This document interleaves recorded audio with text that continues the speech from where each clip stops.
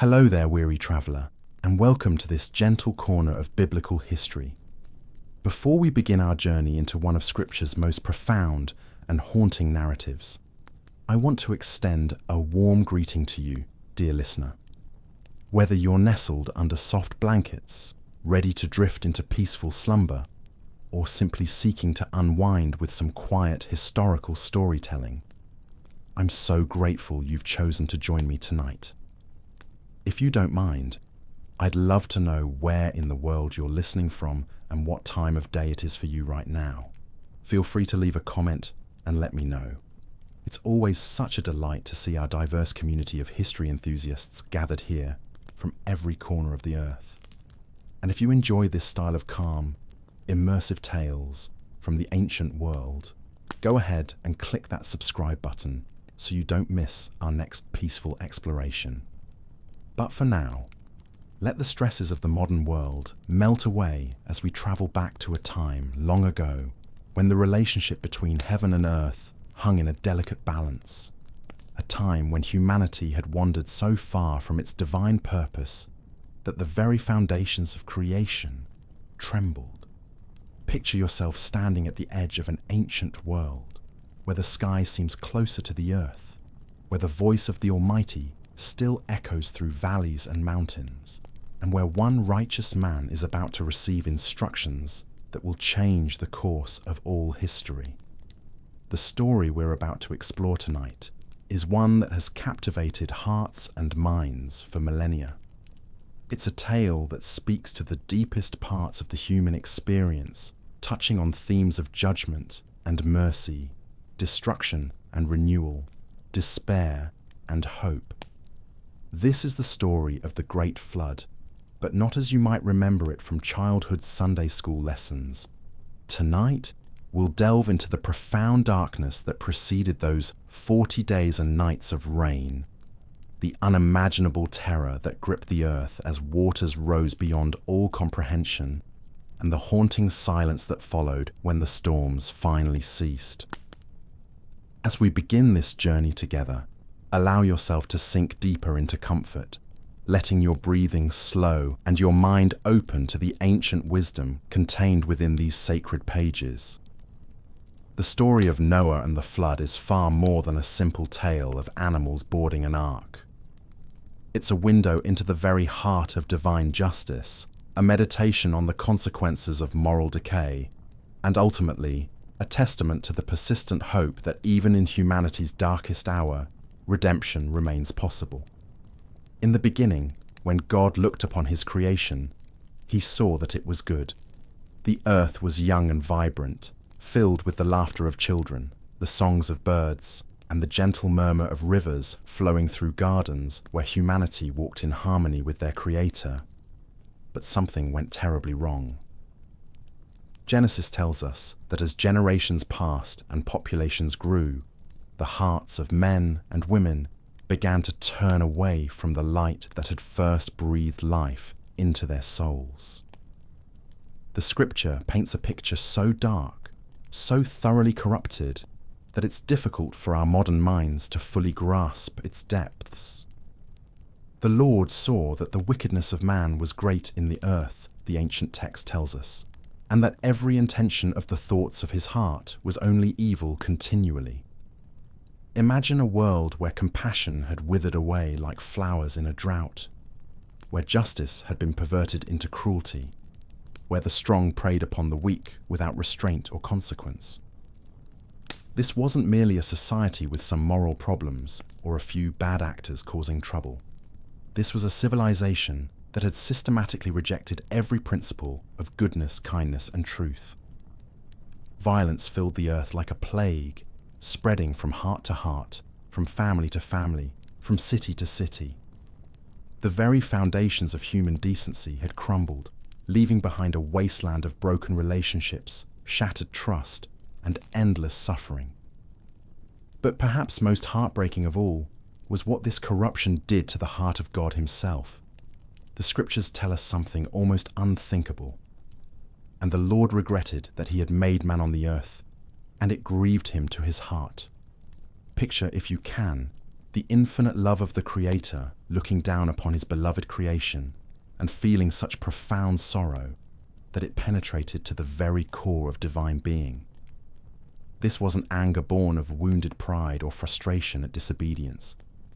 This was the deep, aching grief of a parent watching their children destroy themselves and each other. The Hebrew word used here for grieved carries the weight of physical pain, the kind of anguish that doubles you over and steals your breath away.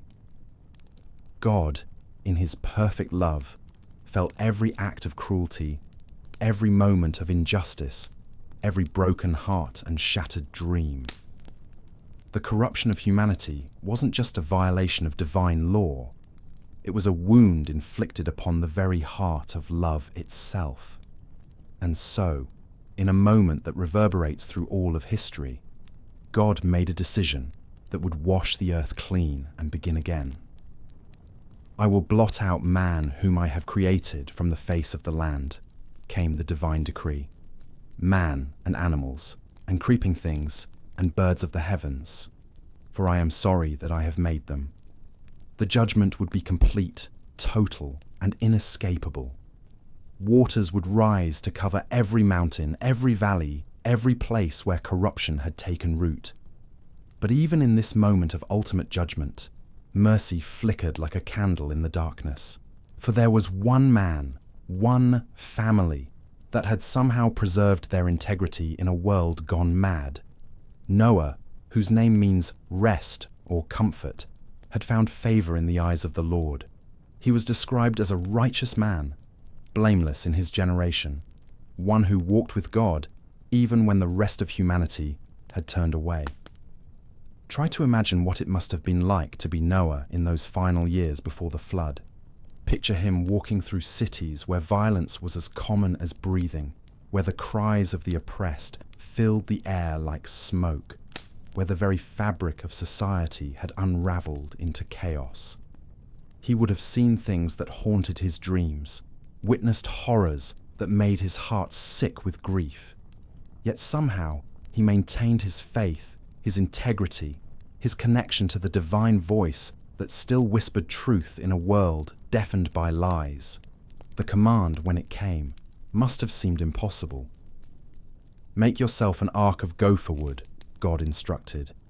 Make rooms in the ark and cover it inside and out with pitch. The dimensions were staggering: 300 cubits long, 50 cubits wide, 30 cubits high. This wasn't a small boat for a fishing trip on the local lake. This was a massive vessel, larger than anything Noah had ever seen, designed to house not just his family, but representatives of every living creature on Earth. Can you imagine the reactions of Noah's neighbors as he began this monumental task? Here was a man building an enormous ship in a land far from any ocean, claiming that God had told him to prepare for a flood that would cover the entire earth. The ridicule must have been merciless, the questioning of his sanity constant. Yet day after day, year after year, Noah continued his work, driven by an unshakable faith in the word he had received. The construction itself would have been a feat of engineering that challenged every skill Noah possessed. Cutting and shaping massive timbers, waterproofing every joint and seam, creating compartments and storage areas for food and animals. The physical labor was backbreaking, but perhaps even more challenging was the spiritual weight of what he was preparing for. Every nail he drove, every beam he raised, was a step closer to the moment when judgment would fall upon the earth. As the great vessel neared completion, God began calling the animals. Picture this extraordinary procession, creatures great and small, making their way toward the ark, as if drawn by an invisible hand. Lions walking peacefully beside lambs, birds filling the skies in vast formations, insects crawling in endless streams across the ground. The very instincts that normally drove them to hunt, to flee, to compete for territory, were temporarily suspended as they answered a call that transcended their natural understanding. 7 pairs of clean animals and birds, 1 pair of every unclean animal, all converging on this one massive vessel that Noah had prepared. The logistics alone must have been overwhelming. How do you store enough food for such a menagerie? How do you organize living quarters for creatures that would normally devour each other? Yet somehow, under divine direction, it all came together like pieces of an impossible puzzle falling into place. And then, with the last animal safely aboard, with supplies loaded and secured, with Noah's family gathered together in the belly of this great wooden whale, something profound happened. And the Lord shut him in, the scripture tells us. God himself sealed the door of the ark, closing off the last avenue of escape for a world that had rejected his love. Picture that moment of absolute finality. The heavy door closing with a sound that echoed across the earth like thunder. Inside the ark, Noah and his family huddled together in the dim light, surrounded by the sounds of restless animals and their own racing hearts. Outside, the world continued its daily routine, unaware that the end of everything they had ever known was about to begin. The first drops fell gently, almost playfully, like any ordinary rainstorm. Perhaps people looked up at the darkening sky and thought about seeking shelter, but not with any real urgency. Rain was common enough, after all. But these weren't ordinary clouds gathering overhead. The very windows of heaven were being opened, and the fountains of the great deep were breaking forth. This wasn't just rain. This was the undoing of the careful boundaries that had separated the waters above from the waters below since the very beginning of creation. As the hours passed, the gentle sprinkle became a steady downpour. Streams that had been trickling peacefully through meadows began to swell and rush. Rivers that had meandered lazily between their banks suddenly roared to life, carrying away anything in their path. Still, people might have thought this was just an unusually severe storm, something that would pass in time. But it didn't pass. Day after day, night after night, the rain continued to fall with an intensity that defied all experience. The water began to pool in low places, then spread outward like grasping fingers, claiming more and more of the dry ground. What had once been fertile fields became vast lakes. What had once been gentle hills became islands in an ever-expanding sea. And still the rain fell, each drop carrying the weight of divine judgment, each moment bringing the waters higher and higher. The comfortable assumption that this storm would end, that life would return to normal, began to crumble as the terrible reality set in. This wasn't going to stop. This wasn't going to pass. This was the end of the world as they knew it. The panic began slowly, like ripples spreading across still water. At first, it was just concern among neighbors gathering on higher ground, pointing at the rising streams and wondering aloud when the rain might stop. Children splashed happily in puddles that had never existed before, their laughter mixing with the constant drumming of water on rooftops. But as the second day melted into the third, and the third into the fourth, that innocent wonder transformed into something far more sinister. Picture the moment when people first began to understand that this was no ordinary storm. Perhaps it was when the village well, which had provided fresh water for generations, suddenly overflowed and joined the spreading flood. Or maybe it was when the old stone bridge, built by their grandfathers' grandfathers, disappeared beneath the churning brown water. The realization would have crept over them like a cold shadow, the understanding that they were witnessing something beyond the natural order, something that their minds could barely comprehend. Those who lived in the valleys were the first to flee. Families hastily gathering their most precious possessions, loading carts with whatever they could carry, driving their livestock toward the hills as fast as tired legs could manage. The roads would have been chaos, clogged with desperate people, all moving in the same direction, all seeking the same salvation in higher ground. Children crying for toys left behind, elderly grandparents struggling to keep pace, mothers clutching babies to their chests as they splashed through water that seemed to rise with each passing hour. But even the hills weren't safe. The water that had started as gentle streams in the lowlands became raging torrents as they carved new channels through the landscape. Trees that had stood for centuries were uprooted and swept away like twigs in a child's bath. Boulders the size of houses rolled and tumbled in the current, grinding against each other with sounds like thunder that never ended. Can you imagine the terror of watching the familiar world dissolve before your eyes? Landmarks that had guided travelers for generations vanishing beneath the waves. The marketplace where children had played and merchants had hawked their wares now lay fathoms deep beneath an angry sea. The temple where prayers had been offered, the homes where families had gathered for countless meals, the gardens where lovers had whispered their promises, all swallowed by an appetite that seemed infinite and insatiable. As the days wore on, the survivors found themselves driven ever higher up the mountainsides. What had once been a leisurely day's climb to enjoy a view of their homeland now became a desperate race against the rising waters. The elderly and weak fell behind, their final moments witnessed only by the merciless rain that continued to fall without pause or pity. Families were separated in the chaos, parents losing children in the crush of fleeing crowds, husbands and wives swept apart by currents that moved with the force of divine wrath. The animals, too, felt the approaching doom. Those not called to the ark fled with an instinct sharper than human reason. Deer bounded up impossible slopes, their hooves slipping on wet stone as they sought refuge that didn't exist. Birds filled the darkening skies in confused flocks, circling endlessly as they searched for places to land that were no longer there. Even the predators abandoned their hunting, lions and wolves running side by side with their usual prey, all united in their desperate flight from the consuming waters. But perhaps most haunting of all were the sounds. The constant drumming of rain on stone and earth created a rhythm that seemed to pulse with the heartbeat of judgment itself.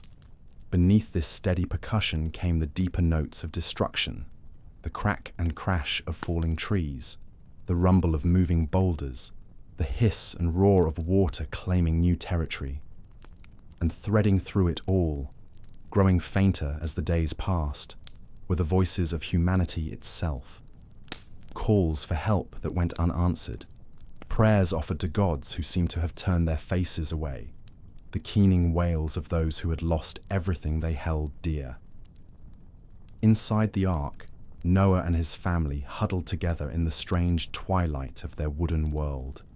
The sounds of destruction were muffled here, filtered through layers of pitch-sealed wood, but they could still hear enough to know what was happening outside. The gentle rocking motion that had begun when the ark first lifted from its foundations grew more pronounced as the waters deepened and the currents grew stronger.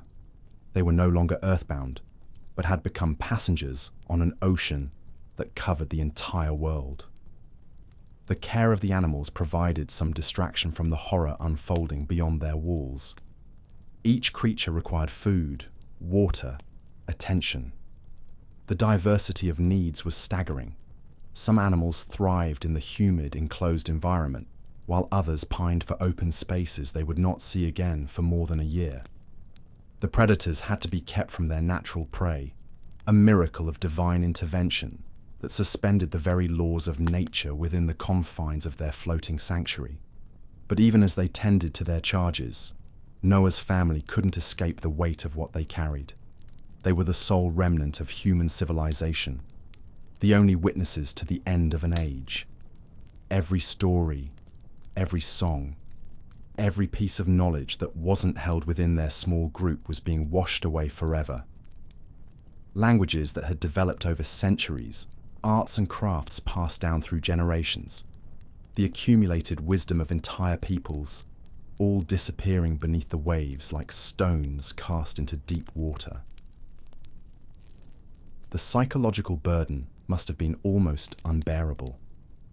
Noah, the righteous man who had found favor with God, now carried the crushing responsibility of being humanity's sole survivor. His wife, who had supported him through the long years of building and preparing, now faced the reality that everyone and everything she had ever known outside these wooden walls was gone. His sons and their wives, young people who should have been looking forward to building their own families and communities, instead found themselves inheritors of a drowned world. And still, the rain continued. 15 days, 20 days, 30 days of relentless downpour. The water rose higher than the tallest mountains, covering peaks that had touched the clouds since the foundations of the earth were laid. The very geography of the world was being rewritten, valleys filled and mountains submerged, coastlines erased and new ones drawn by the whims of the flood. 40 days and 40 nights the rain fell, just as God had promised. But even when the heavens finally closed and the downpour ceased, the destruction was far from over. The earth had become a vast ocean with no shores, no landmarks, no familiar features to guide the eye or comfort the heart. The ark drifted alone across this endless expanse, carrying its precious cargo through a world that had been returned to the primordial chaos from which it had first emerged. The silence that followed the end of the rain was perhaps more terrifying than the storm itself. For 40 days, the constant drumming of water had provided a rhythm, a sense that something was happening, that events were moving towards some conclusion. But now, there was only the gentle lapping of waves against the ark's hull, the occasional cry of a bird, and the soft sounds of the animals shifting in their stalls. It was the silence of a world emptied, of a creation holding its breath. Below the surface of this new ocean lay the wreckage of everything that had been. Cities built with pride and care now stood as silent monuments to human ambition. Their streets become canyons through which fish swam where children had once played. Palaces and temples, their golden ornaments still gleaming in the filtered sunlight that penetrated the depths, served as tombs for the dreams and aspirations of countless generations. The bodies of those who had perished in the flood drifted in the currents, their stories untold, their names forgotten.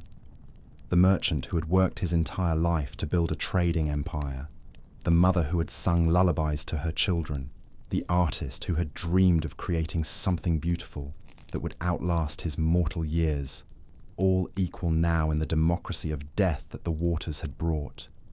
Trees that had shaded lovers and sheltered birds swayed gently in the underwater currents, their leaves long since stripped away, their branches reaching toward a surface that lay impossibly far above. Gardens that had bloomed with flowers carefully tended by patient hands now hosted only the strange, pale creatures that dwelt in the deep places of the earth. And in the midst of this vast graveyard, the ark continued its lonely journey, guided by currents only God understood, carrying within its wooden walls the seeds of a new beginning. Noah would peer out through the small window he had made, gazing across the endless waters, searching for any sign that the judgment was coming to an end, that somewhere beneath those waves, dry land was waiting to emerge once more. The psychological toll of this isolation was immense. Days blended into weeks, weeks into months, with no change in the endless vista of water stretching to every horizon. The normal rhythms of life had been suspended. There was no sunrise to mark the beginning of a new day, no sunset to signal rest, only the grey twilight that filtered down through the thick clouds that still shrouded the earth. Human beings are creatures of routine and familiarity, drawing comfort from the predictable cycles of work and rest, planting and harvest, celebration and mourning. But all of these had been swept away, leaving Noah's family adrift not just on the physical ocean, but in a temporal sea where time itself seemed to have lost its meaning. They were living in a parenthesis between the world that was and the world that would be, suspended in a moment that stretched toward an uncertain eternity. The animals too felt the strangeness of their situation. Creatures that had been accustomed to migration found themselves trapped in wooden stalls. Those that hibernated struggled with the artificial rhythms of their floating prison. The very air itself was different, thick with the breath of too many living things in too small a space, heavy with moisture that never quite dissipated. Yet in this darkness, in this profound isolation from everything they had ever known, there was also something sacred taking place. The ark had become a temple floating on the waters of judgment, a holy place where the divine promise was being preserved through the darkest hour in human history. Every day that passed was another day closer to the fulfillment of God's plan for renewal and restoration. And slowly, imperceptibly at first, changes began to occur. The water levels, which had risen so dramatically and so quickly, began to stabilize. The violent currents that had churned the surface in the early days of the flood started to calm.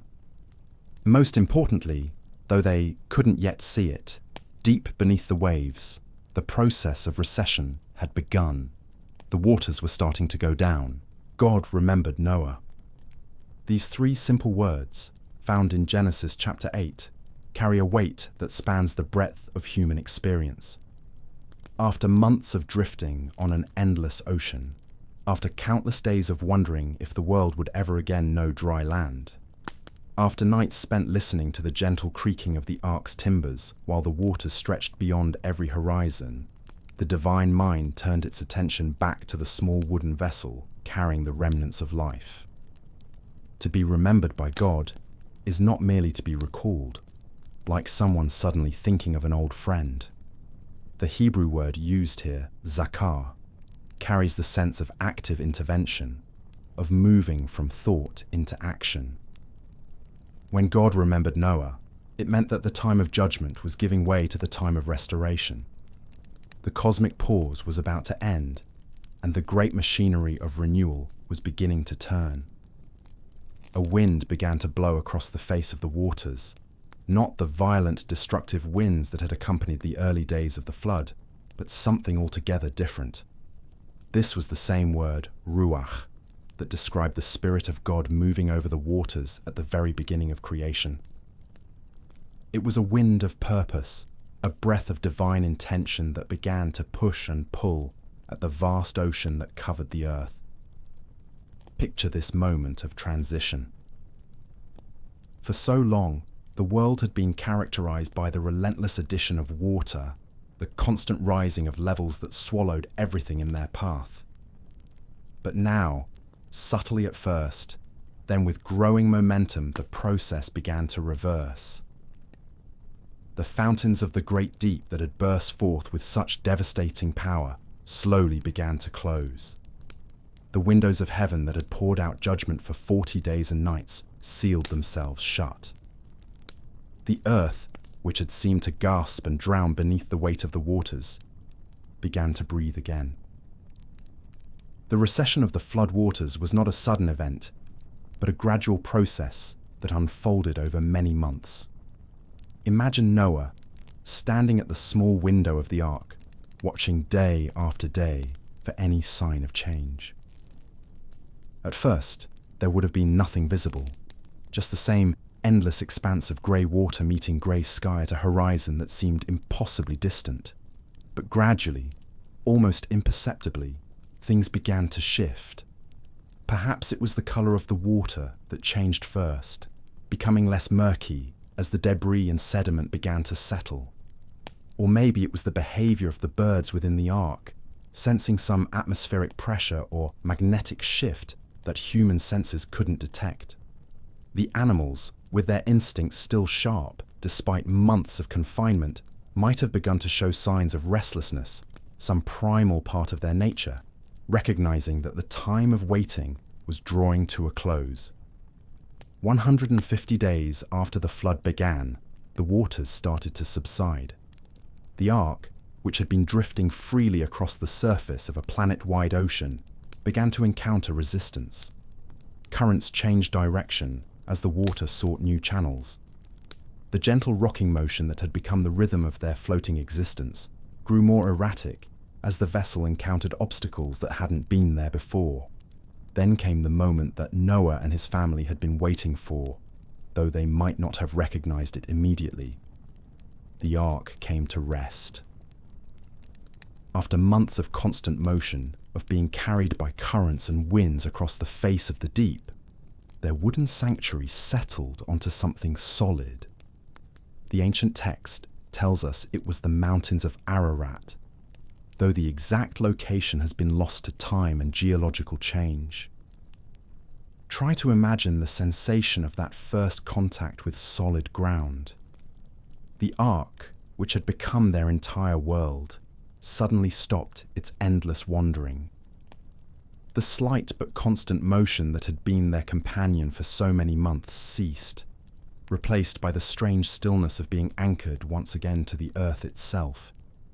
It must have been both thrilling and terrifying, this first hint that their long exile was approaching its end. But even though the ark had found its resting place, they were far from free. The mountains of Ararat were tall enough to catch the vessel as the waters receded, but the rest of the world remained submerged. The peaks of other mountains were still hidden beneath the waves. The valleys and plains where civilization had once flourished lay fathoms deep beneath an ocean that stretched to every horizon. For Noah's family, this was a time of profound tension. They could feel solid ground beneath them for the first time in months, but they were still prisoners of their circumstances. The animals continued to need care and feeding. The close quarters that had been challenging during their time of drifting became even more difficult now that they could sense freedom, but not yet attain it. They were like miners trapped in a cave who can hear rescue workers above, but know that the work of liberation has only just begun. The psychological impact of this prolonged waiting cannot be overstated. Modern people, accustomed to immediate results and instant communication, can barely imagine what it would be like to be cut off from the world for over a year. No news, no contact with other human beings, no way of knowing what was happening beyond the walls of their floating prison. They had witnessed the end of the world as they knew it, and now they waited in limbo, hoping for a new beginning, but uncertain of what form it might take. Days turned into weeks, and weeks into months. The ark remained settled on its mountain perch while the waters continued their slow retreat. Noah began to mark time not by the rising and setting of the sun, which was often obscured by the heavy clouds that still shrouded the earth, but by the gradual changes he could observe in the world around them. First came the day when the tops of other mountains became visible, breaking the surface of the receding ocean like islands emerging from a fog. These peaks, bare and lifeless, offered the first proof that the dry land still existed somewhere beneath the waters. They were beacons of hope, promising that eventually the valleys and plains would also reappear. But seeing the mountaintops was one thing. Knowing when it would be safe to leave the ark was quite another.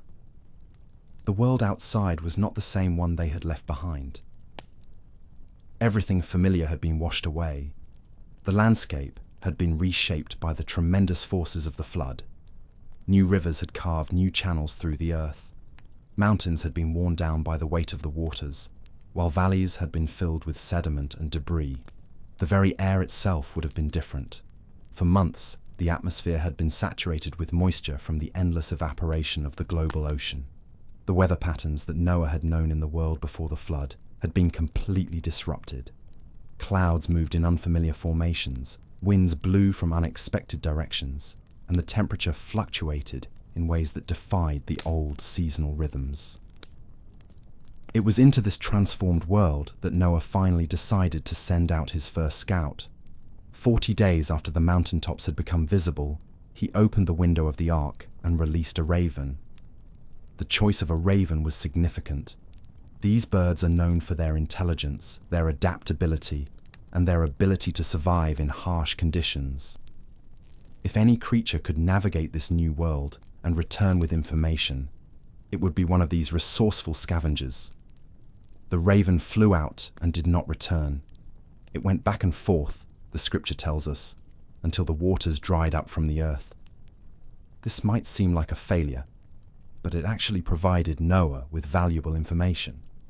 The fact that the raven could find enough food and suitable resting places to survive outside the ark meant that life was beginning to return to the world, even if conditions weren't yet right for the more delicate creatures. 7 days later, Noah tried again, this time sending out a dove. Doves are more particular than ravens about their habitat. They prefer areas with vegetation, fresh water, and gentle terrain. If a dove could find a suitable place to land and feed, it would indicate that the world was becoming more hospitable to life. The dove returned that evening, unable to find a place to rest. The message was clear. While the raven could survive in the harsh conditions outside, the world was not yet ready for the more sensitive creatures. Noah and his family would have to wait longer. The dove's return to the ark was both disappointing and reassuring. Disappointing because it meant their exile was not yet over, but reassuring because it demonstrated that the dove still considered the ark a safe haven, a place of refuge in a world that was still recovering from catastrophe. Another 7 days passed before Noah sent the dove out again. This time, when it returned in the evening, it carried in its beak a freshly plucked olive leaf. The significance of this small green token can hardly be overstated. It was the first sign of new life since the flood began, proof that somewhere out there, trees were putting forth leaves, that the earth was awakening from its long sleep beneath the waters. The olive branch would later become a universal symbol of peace. But in that moment, it represented something even more profound: hope. Hope that the judgment was truly over, that the earth was healing, that life would continue. Noah and his family must have gathered around that small leaf, touching its green surface with wonder, perhaps weeping with relief and gratitude at this tangible proof that their long ordeal was approaching its end. But even this encouraging sign was not enough to prompt immediate action. Noah waited another 7 days before sending the dove out for a third time. This time, the bird did not return at all. Like the raven before it, the dove had found the world outside suitable for survival. It was the final confirmation Noah needed that the time of waiting was over. Yet even then, Noah did not immediately open the ark and release its inhabitants. The man who had demonstrated such remarkable patience during the long years of construction and the many months of floating continued to exhibit the same careful wisdom. He removed the covering of the ark and looked out over the transformed landscape, seeing with his own eyes that the surface of the ground was dry. What he saw must have been both familiar and utterly alien. The basic geography of mountains and valleys remained, but everything else had changed. The soil was different, enriched by the organic matter that had settled out of the floodwaters, but also scoured clean of the familiar plants and landmarks. There were no roads, no buildings, no signs of the civilization that had once covered the earth. It was like looking at a world in the first days of creation, raw and new and full of potential. Still, Noah waited. It wasn't until God himself spoke, giving explicit permission to leave the ark, that the great door was finally opened. "Go out from the ark," came the divine command. "You and your wife, and your sons and your sons' wives with you.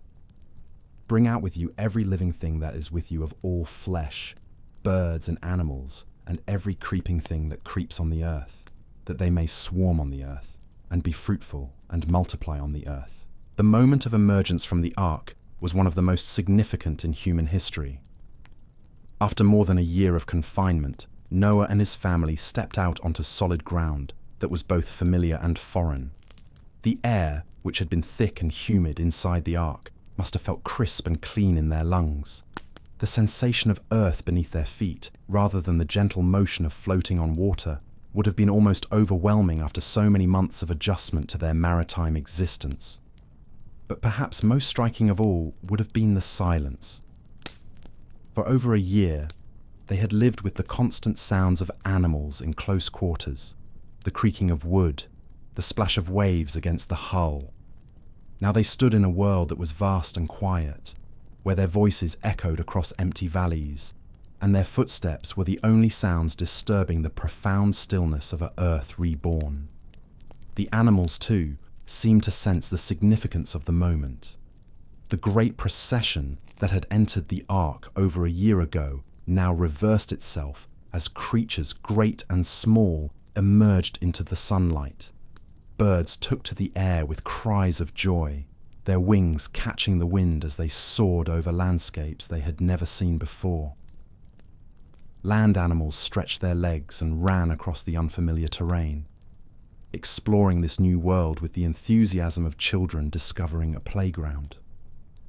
The predators and prey that had lived in supernatural harmony within the ark now began to separate, their natural instincts slowly returning as they dispersed across the earth. The miracle that had suspended the normal order of nature for the duration of the flood was gently lifting, allowing creation to resume its intended patterns. For Noah and his family, the sight of all these creatures spreading out across the earth must have been both wonderful and bittersweet. They had been the guardians of all life during the dark months of judgment, responsible for preserving the diversity of creation within the confines of their wooden sanctuary. Now they were releasing that life back into the world, watching as their charges disappeared into forests and across plains, beginning the long process of repopulating the earth. The first act Noah performed upon leaving the ark was to build an altar to the Lord. This wasn't a casual gesture of gratitude, but a profound statement of faith and recognition. In a world stripped bare of everything familiar, where every landmark had been erased and every certainty had been washed away, Noah's first priority was to acknowledge the God who had preserved them through the catastrophe. The altar was built of stone, perhaps gathered from the very mountain where the ark had come to rest. Upon it, Noah offered burnt offerings, taking some of every clean animal and every clean bird that had been preserved in the ark. The smoke from these sacrifices rose into the clear air of the new world, carrying with it the prayers and thanksgiving of the sole human survivors of the Great Judgment. The smell of the offerings was pleasing to the Lord, the scripture tells us, and in response, God made a promise that would echo through all subsequent history. "I will never again curse the ground because of man," came the divine declaration. "For the intention of man's heart is evil from his youth. Neither will I ever again strike down every living creature as I have done." This covenant was accompanied by one of the most beautiful promises in all of Scripture. While the earth remains, seed time and harvest, cold and heat, summer and winter, day and night, shall not cease. It was a guarantee of stability in a world that had just experienced the ultimate disruption, an assurance that the cycles of nature would continue, that life could be planned and hoped for and trusted. As a sign of this covenant, God placed his rainbow in the clouds. This arc of colour, spanning the sky where storm clouds gathered, would serve as a reminder to both God and humanity that the waters would never again destroy all life from the earth. Every time rain fell and the sun broke through the clouds to create that spectrum of light, it would be a visible promise that judgment, while sometimes necessary, would never again be total. The rainbow was more than just a beautiful phenomenon.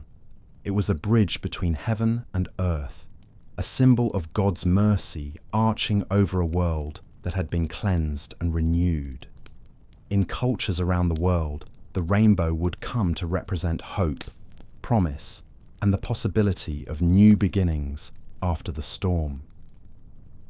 But even as Noah and his family began the monumental task of rebuilding human civilization, they carried with them the memory of what they had witnessed. They had seen the earth convulsed by divine judgment, had watched as everything familiar was swept away by waters that knew no mercy. They had lived through the silence that followed, the long months of waiting while the world slowly healed from its wounds. This memory would shape every decision they made in the years to come. They knew, as perhaps no humans before or since have known, how quickly the familiar can disappear, how completely the established order can be overturned. They had seen the consequences of a world that turned its back on divine truth, and they carried the responsibility of ensuring that such corruption would never again reach the levels that had made the flood necessary. Yet they also carried hope. They had witnessed divine mercy in the midst of judgment, had been chosen and preserved when all seemed lost. They knew that even in the darkest hour, when all human efforts fail and all earthly securities crumble, there remains a love that will not let go, a purpose that cannot be thwarted, a promise that endures beyond the dissolution of worlds. The earth they now inhabited was washed clean, ready for a new beginning. The soil was rich with the accumulated organic matter of the old world, prepared to burst forth with new life. The air was pure, cleansed by months of rain and wind. The waters were fresh and clean, no longer carrying the burden of pollution and corruption that had characterized the world before the flood. It was, in many ways, like Eden restored. Not the same as the original paradise, for the knowledge of good and evil could not be unlearned, and the consequences of the fall still echoed through creation. But it was a second chance, an opportunity for humanity to begin again with the wisdom gained from witnessing both the heights of divine mercy and the depths of divine justice. As Noah and his family stood on the threshold of this renewed world, they faced challenges that no human beings had ever encountered before. They were not merely immigrants to a new land. They were the sole inheritors of an entire planet. Every decision they made would echo through generations yet unborn. Every path they chose would become a highway for their descendants to follow. The practical challenges were staggering in their scope. Where does one begin when tasked with repopulating an entire Earth? How do you choose which valley to settle in when every valley is empty? How do you decide which crops to plant when you are the only farmers in the world? The weight of these decisions must have been crushing, yet Noah and his family faced them with the same steady faith that had carried them through the long months of the flood. They began, as all beginnings must start, with the most basic necessities. Shelter needed to be built, not just temporary structures to protect them from the elements, but homes that could serve as the foundation for a growing community. The skills that Noah had developed during the construction of the ark now served him well as he and his sons began the work of creating permanent dwellings in this transformed landscape. The wood they needed was abundant, for the flood had deposited vast quantities of timber across the mountainsides and valleys. Trees that had grown for centuries in distant forests now lay scattered like giant pickup sticks across the terrain, seasoned by months underwater and ready for construction. But working with this flood-deposited lumber required new techniques and adaptations, as the wood had been changed by its long submersion, becoming both harder and more resistant to decay. Water, the element that had so recently been their enemy, now became their most precious ally. The flood had carved new channels and created new springs, and Noah's family had to learn to read this transformed hydrology. They needed to find sources of fresh water that would remain reliable through all seasons, streams that wouldn't dry up in summer or freeze solid in winter. The science of water management, which would become crucial to every civilization that followed, began with these first tentative explorations of the post-flood landscape. Food presented its own unique challenges. While they had brought seeds from the world before the flood, they couldn't be certain how these would grow in soil that had been fundamentally altered by months of submersion and the deposition of sediments from around the globe. The very chemistry of the earth had changed, enriched in some ways, but also carrying new combinations of minerals and organic matter that might affect how plants would grow. The first plantings must have been acts of profound faith. Noah and his family scattered seeds into soil they didn't fully understand, in climatic conditions that were still stabilizing, trusting that the same God who had preserved them through the flood would also provide for their sustenance in this new world.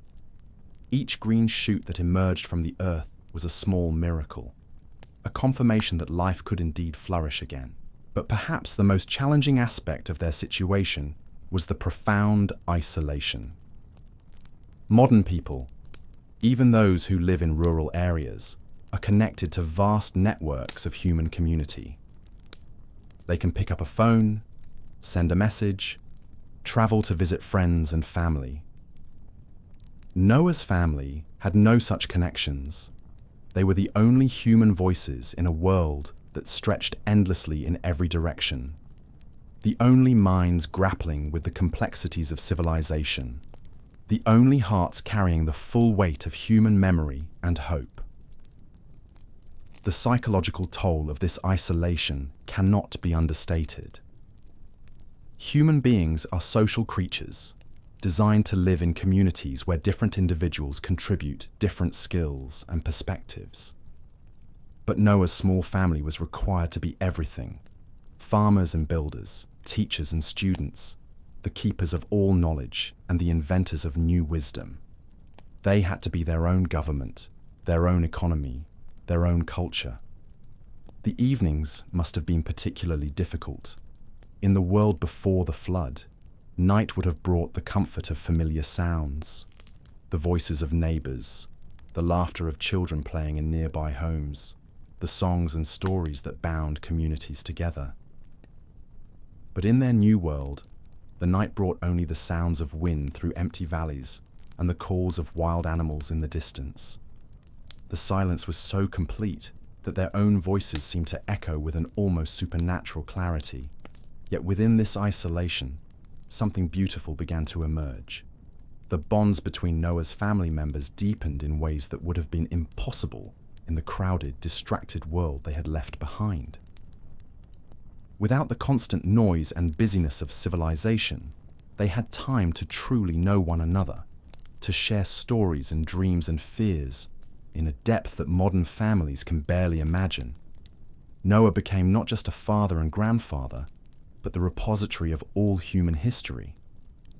He was the living link between the world that was and the world that would be, the keeper of stories about places and people that existed now only in memory.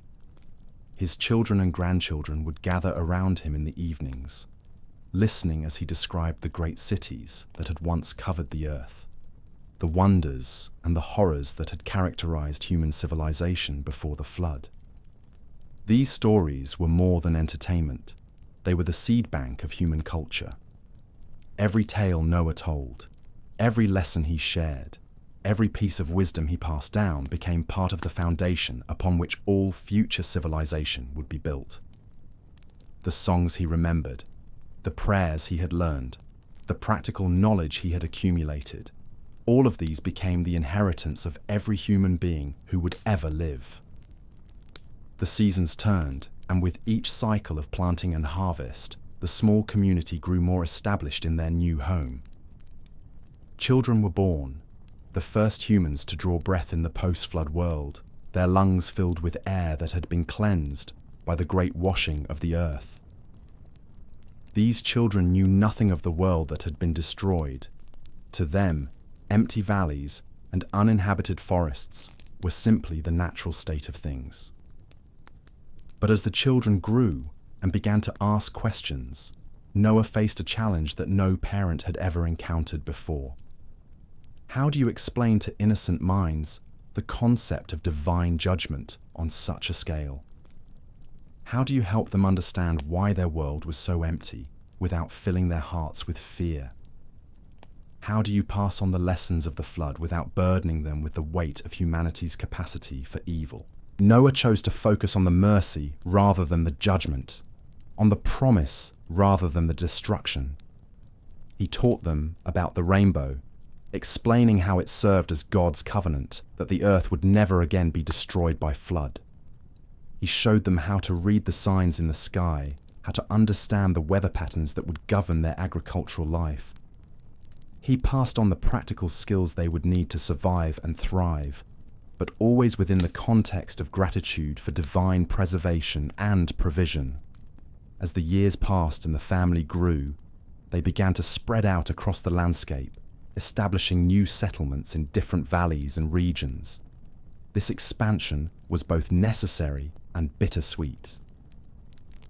Necessary because the growing population needed more resources and space, but bittersweet because it meant the end of the intimate community that had sustained them through the early years of rebuilding. Each new settlement carried with it a piece of the original family's culture and values, but also began to develop its own character, based on the unique challenges and opportunities of its location. Those who settled in river valleys became skilled at irrigation and flood management. Those who chose mountainous regions learned to terrace steep slopes and manage livestock on challenging terrain. Those who ventured toward the coasts discovered the arts of fishing and navigation. With this geographical dispersion came the beginning of cultural diversity. Different communities developed different techniques for solving similar problems, different traditions for marking the passage of time, different stories to explain the natural phenomena they observed. The unity that had characterized the immediate post-flood period gradually gave way to a rich tapestry of human variation. But even as the human population grew and spread, the memory of the flood remained central to their collective consciousness. Every community preserved stories about the Great Deluge, about the Ark and the animals, about the Rainbow Covenant. These stories were told and retold, passed down from generation to generation, becoming the foundational myths that would shape human understanding for millennia to come. The flood had not just destroyed a world, it had created a new way of thinking about the relationship between divine power and human responsibility. People who had grown up hearing about the judgment understood that actions have consequences, that moral choices matter not just for individuals, but for entire civilizations. They lived with a heightened awareness of their accountability to something greater than themselves. This consciousness manifested itself in the development of law and governance. As communities grew large enough to require formal organization, they drew upon the moral lessons embedded in the flood narrative. Justice became not just a practical necessity for maintaining order, but a sacred duty that reflected divine character. Laws were crafted not just to prevent crime, but to prevent the kind of moral corruption that had necessitated the flood in the first place. Religious practice, too, was profoundly shaped by the flood experience. The altars that Noah had built became the model for worship in the New World, places where human gratitude could be expressed and divine favor could be sought. The sacrificial system that he had established provided a framework for maintaining the relationship between heaven and earth, a way of acknowledging dependence upon divine grace while accepting responsibility for human choices. But perhaps most significantly, the flood had fundamentally altered humanity's relationship with the natural world. Before the deluge, people had taken the stability of their environment for granted, assuming that the cycles of nature would continue indefinitely without divine intervention. After the flood, they lived with the knowledge that these cycles were gifts, sustained by divine promise, rather than natural inevitability. This new understanding led to a different approach to agriculture and land management. People who remembered the flood were more careful about how they treated the soil, more attentive to the signs of environmental degradation, more respectful of the delicate balances that sustained life. They understood that the earth itself was a participant in the moral order, that human behavior could affect not just society, but the very foundations of the natural world. The animals, too, were seen differently in the post-flood world. They were no longer just resources to be exploited or obstacles to be overcome, but fellow survivors of the great catastrophe, partners in the ongoing project of repopulating the earth. The memory of their peaceful coexistence in the Ark created a new understanding of the relationship between human beings and the rest of creation, one that emphasized stewardship rather than domination. Yet even as Noah's descendants multiplied and prospered, spreading across the earth and establishing the foundations of new civilizations, they carried within their collective memory the seeds of future conflict. The flood had destroyed the old world, but it had not destroyed the human heart's capacity for pride, greed, and rebellion. The same impulses that had led to corruption before the flood remained present in the new world, waiting for the right conditions to manifest themselves once again. This tension between remembrance and forgetfulness, between gratitude and presumption, would become one of the defining characteristics of human history in the post-flood world. Each generation would have to choose whether to honor the lessons of the past or to ignore them in pursuit of immediate desires. Each community would face the challenge of maintaining the moral clarity that the flood had provided while dealing with the complexities of growing populations and changing circumstances. The story of the flood thus became more than just an account of past events. It became a perpetual warning and a perpetual hope. A warning that human choices matter on a cosmic scale, that moral corruption can reach levels that threaten the very foundations of existence. But also a hope that even in the darkest circumstances, divine mercy remains available, that new beginnings are possible, that the cycles of destruction and renewal that govern all life ultimately serve purposes beyond human understanding. As we drift deeper into contemplation of this ancient narrative, we can feel the weight of its implications settling over us like a gentle blanket. The story of Noah and the flood speaks to something profound in the human experience, something that transcends the boundaries of time and culture. It reminds us that we are part of something larger than ourselves, that our actions ripple outward in ways we cannot always predict or control, that the choices we make today will echo through generations yet unborn. In the quiet moments before sleep, when the noise of the modern world fades away and we are left alone with our thoughts, the story of the flood offers both comfort and challenge. Comfort in the knowledge that even when everything familiar is swept away, something essential remains, something that cannot be destroyed by any earthly power. Challenge in the recognition that we, like Noah's generation, face moral choices that matter more than we might care to admit. The great washing of the earth was both an ending and a beginning, both a judgment and a mercy, both a conclusion and a commencement. It marked the close of one chapter in the human story and opened another, setting the stage for all the drama and wonder that would follow. And in that ancient ark, floating on waters that covered the earth, we find a symbol that speaks to every human heart, the possibility of preservation in the midst of destruction, of hope in the midst of despair, of new life emerging from the depths of death itself. The story of the flood continued to unfold in ways that would shape the very foundations of human consciousness for millennia to come. As Noah's descendants began to establish themselves across the transformed landscape, they carried with them not just the practical knowledge needed for survival, but something far more profound, the lived experience of witnessing divine judgment and mercy on a scale that defied human comprehension. In the early years following their emergence from the ark, every sunrise brought both wonder and uncertainty. The sky itself seemed different, painted with colors that hadn't existed in the world before the flood. The air carried scents that were both familiar and strange, as new combinations of plants and minerals created fragrances that no human nose had ever encountered. Even the very texture of the earth beneath their feet felt alien, enriched by the organic matter of a drowned world, but somehow fundamentally changed by its long submersion beneath the waters of judgment.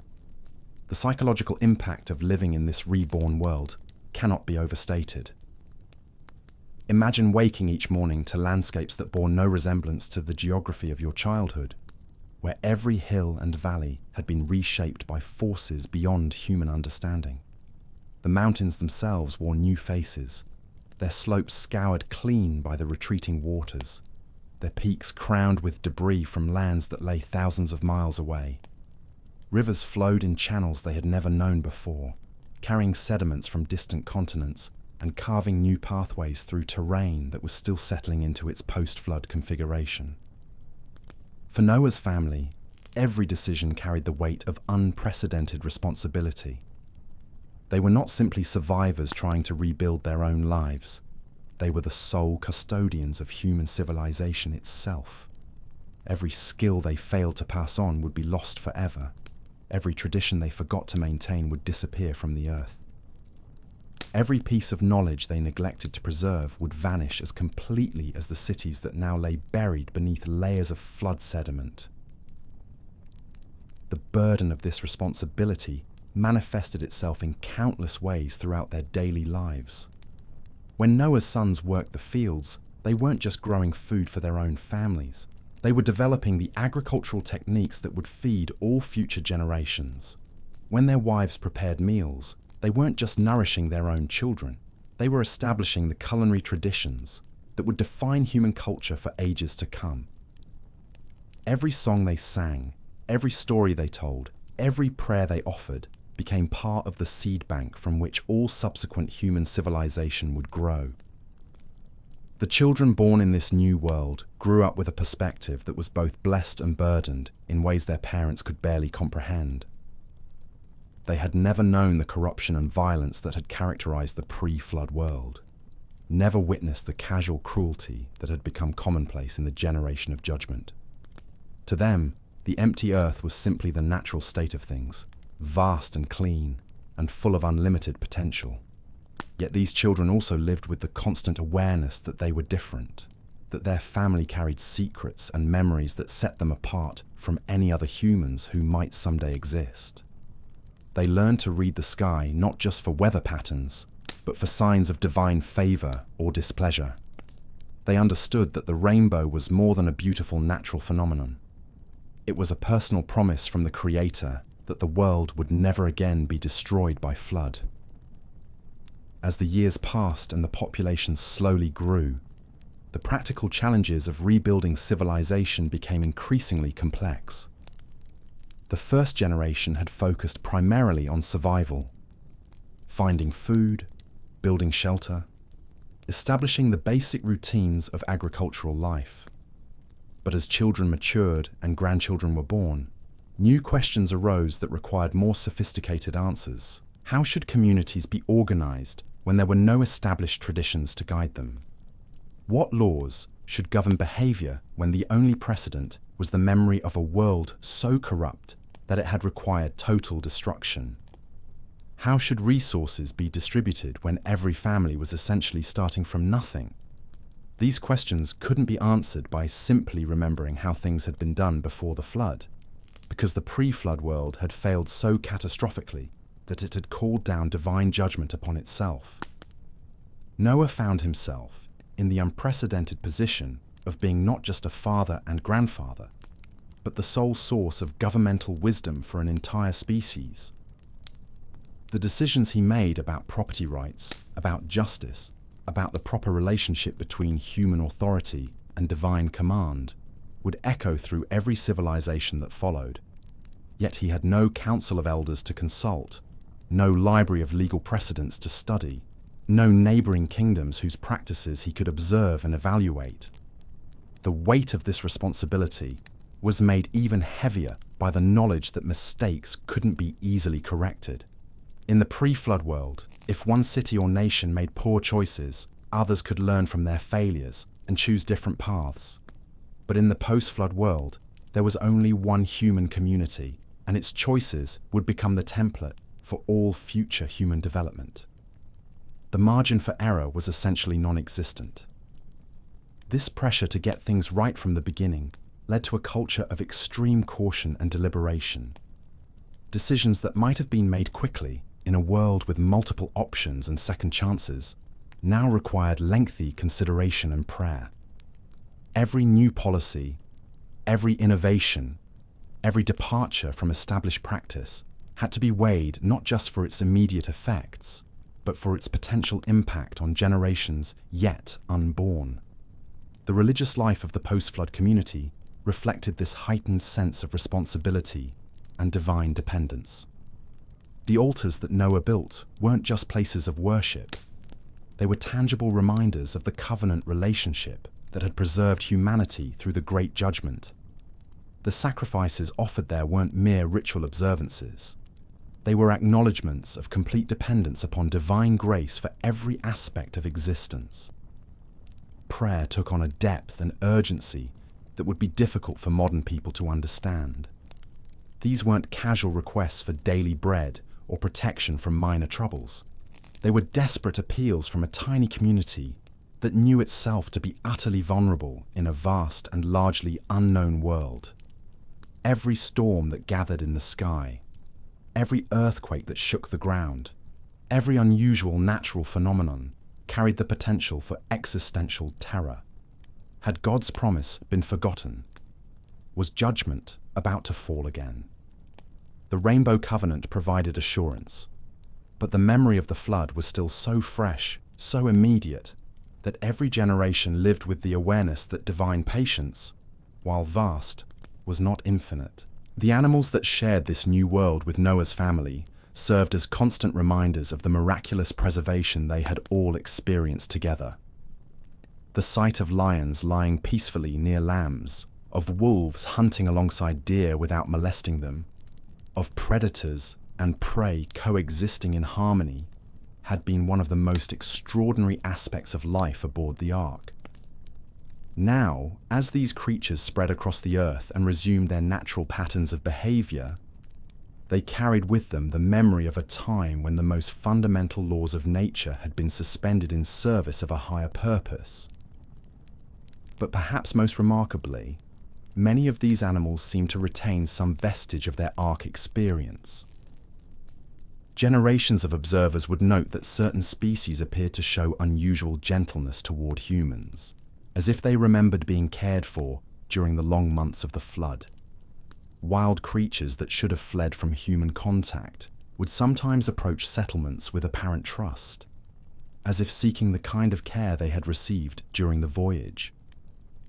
The domestication of animals, which had been a gradual process in the pre-flood world, accelerated dramatically in the years following the deluge.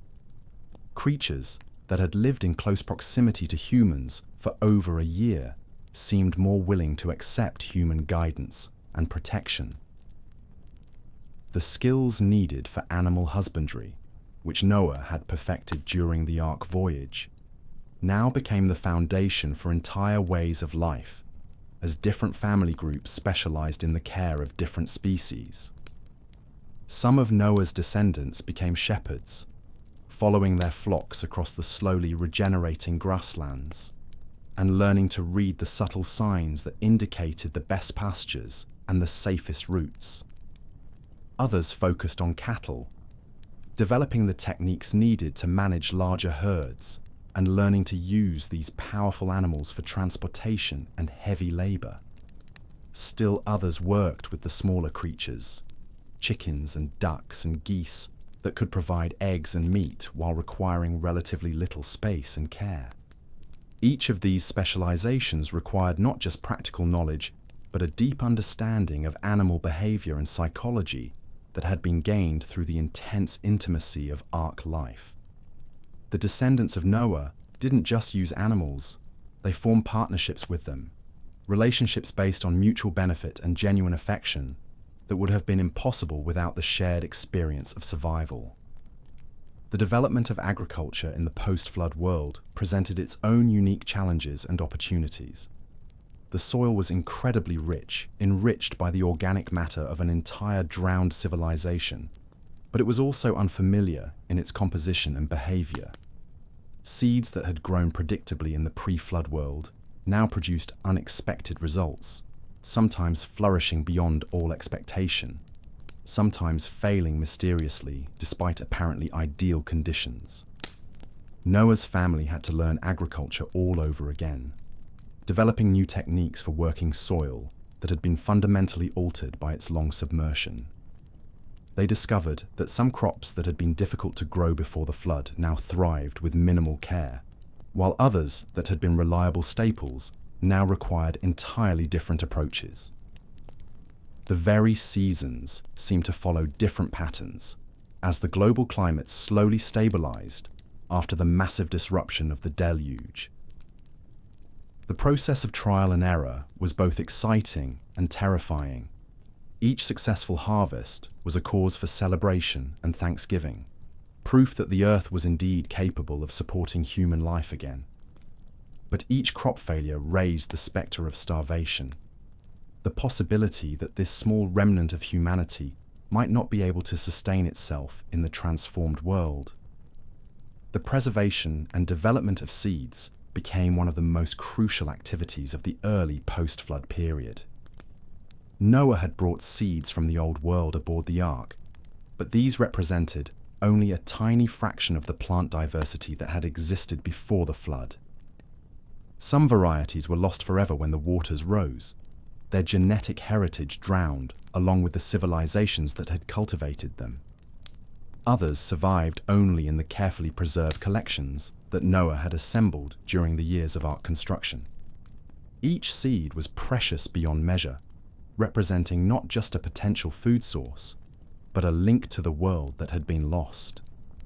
The families that specialized in agriculture developed elaborate rituals around planting and harvesting, ceremonies that acknowledged both the practical importance of successful crops and the spiritual significance of nurturing life in a world that had so recently been swept clean by death. The gradual spread of Noah's descendants across the earth was marked by the establishment of new agricultural centers, each adapted to the unique conditions of its location. Those who settled in river valleys learned to work with the annual flooding cycles that deposited fresh nutrients on their fields, but also threatened to wash away their crops. Those who chose mountainous regions developed terracing techniques that allowed them to cultivate steep slopes while preventing erosion. Those who ventured into drier areas learned to conserve water and select crops that could thrive with minimal rainfall. Each of these innovations required not just technical skill, but a deep understanding of natural processes that had been disrupted and were still stabilizing.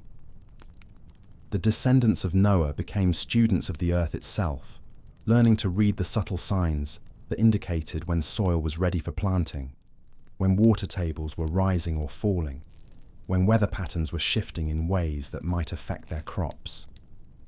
This intimate relationship with the natural world fostered a sense of stewardship that went far beyond mere resource management.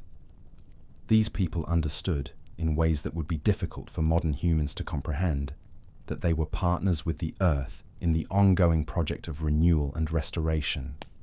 They had witnessed the planet's near-death experience and its miraculous recovery, and they approached their agricultural work with a reverence that bordered on worship. The development of crafts and trades in the post-flood world followed similar patterns of innovation born from necessity. The tools and techniques that had served human civilization before the deluge were mostly lost, swept away by the waters, or buried beneath layers of sediment. Noah's descendants had to rediscover metallurgy, pottery making, textile production, and countless other skills that their ancestors had developed over centuries of gradual refinement. But they didn't approach these challenges as primitive people starting from scratch. They carried within their cultural memory the knowledge of what was possible, the understanding that metals could be worked into tools, that clay could be shaped into vessels, that fibers could be woven into cloth. Their task wasn't invention, but rediscovery, the reconstruction of technologies whose principles they understood, but whose practical application had been lost. This process of technological renewal was accelerated by the unique conditions of the post-flood world. The massive geological disruptions caused by the deluge had exposed new mineral deposits and created new sources of raw materials. Metals that had been rare and precious in the old world were now readily available in the form of ore deposits that had been uncovered by the retreating waters. Clay, suitable for pottery making, could be found in vast quantities where rivers had deposited sediments during the flood.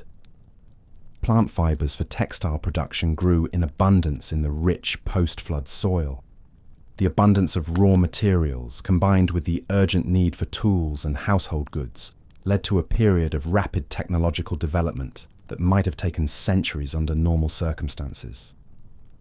Within a few generations, Noah's descendants had not only recovered most of the technical knowledge that had been lost in the flood, but had begun to improve upon it, developing new alloys, new ceramic techniques, new weaving patterns that surpassed anything that had existed in the pre-flood world. Yet this technological progress was always tempered by the memory of what had happened to the last civilization that had grown proud of its achievements. The descendants of Noah approached innovation with a humility that was born from their knowledge of how quickly human accomplishments could be swept away.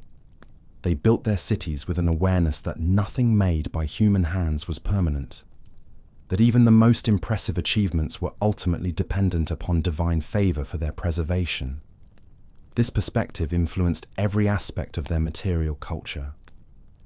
Buildings were constructed to be functional and durable rather than grandiose monuments to human pride. Tools were designed for practical use rather than ostentatious display. Art and decoration, while not absent, were generally subordinated to utility and meaning rather than mere aesthetic effect. The social structures that emerged in the post-flood world reflected this same combination of practical necessity and spiritual awareness. Leadership was based not on inherited status or accumulated wealth, but on demonstrated wisdom and moral character.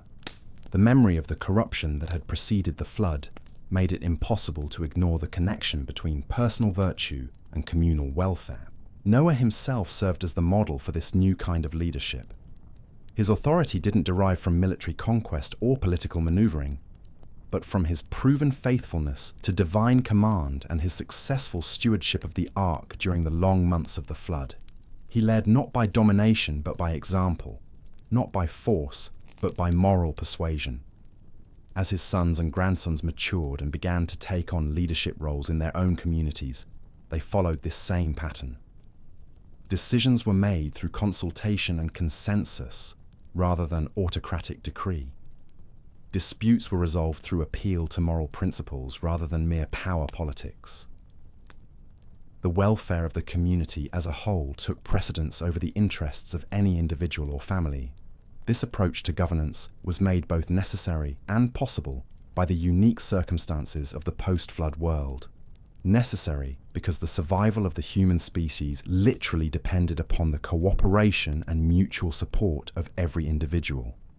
Possible because the shared experience of divine preservation had created bonds of trust and mutual obligation that transcended normal human divisions. Yet even in this relatively harmonious environment, the seeds of future conflict were already beginning to germinate. As populations grew and resources became more scarce, as communities spread across greater distances and developed different customs and traditions, as the immediate memory of the flood began to fade and new generations arose who had not personally witnessed divine judgment, the unity that had characterized the early post-flood period began to show signs of strain. The children and grandchildren of Noah still remembered the stories, still honored the covenant, still gathered for the great festivals that commemorated their deliverance from the waters. But their children's children began to take these blessings for granted, to assume that the stability and prosperity they enjoyed were the natural order of things rather than gifts that could be withdrawn if the conditions that merited them were not maintained. This gradual shift in perspective was so subtle that it was barely noticeable at first, a slight decrease in the reverence shown during religious ceremonies, a growing tendency to settle disputes through confrontation rather than consultation, an increasing willingness to pursue individual advantage at the expense of community welfare. These changes seemed minor in themselves, hardly worth concern when set against the obvious progress and prosperity that characterized life in the new world. But Noah, whose memory stretched back to the world before the flood, recognized these symptoms for what they were. the early signs of the same spiritual disease that had once made divine judgment necessary. He watched with growing concern as his descendants began to repeat, in small ways, the patterns of behavior that had characterized the generation of the flood. He saw pride creeping back into human hearts, saw selfishness beginning to erode the bonds of mutual care and responsibility that had sustained them through the difficult early years. The old patriarch found himself in the difficult position of trying to warn people who had never experienced anything but divine blessing about the dangers of taking that blessing for granted. How do you convince someone who has only known abundance that scarcity is possible? How do you persuade people who have only experienced peace that war is a real threat? How do you maintain vigilance against spiritual corruption among people who have never seen its ultimate consequences? Noah's solution was to become a living reminder, a walking embodiment of the memory that his descendants were in danger of losing.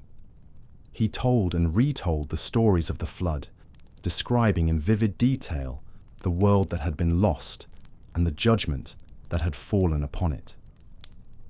He pointed to the rainbow whenever it appeared, reminding everyone who would listen of the covenant that protected them and the conditions upon which that protection depended. But perhaps most importantly, he began to prepare for the possibility that human nature might once again assert itself in ways that would threaten the hard-won peace and prosperity of the post-flood world. He worked with his sons to establish principles of justice and governance that could survive the test of human weakness and ambition. He helped to codify the religious practices that would maintain the connection between human communities and divine will. He laid the foundations for institutions that could preserve moral order even when individual leaders failed in their responsibilities.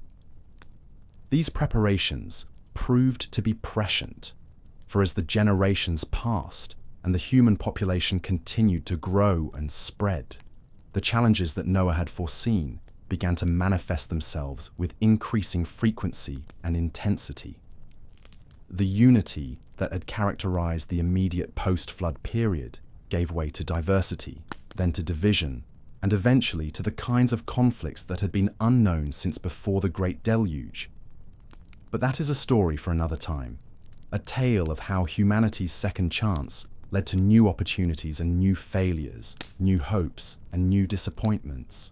For now, as we drift toward the peaceful shores of sleep, let us rest in the knowledge that even in the darkest hours of judgment, mercy endures, that even when all seems lost, hope remains, that even in the face of total destruction, the possibility of renewal and restoration continues to whisper its quiet promise to any heart willing to listen.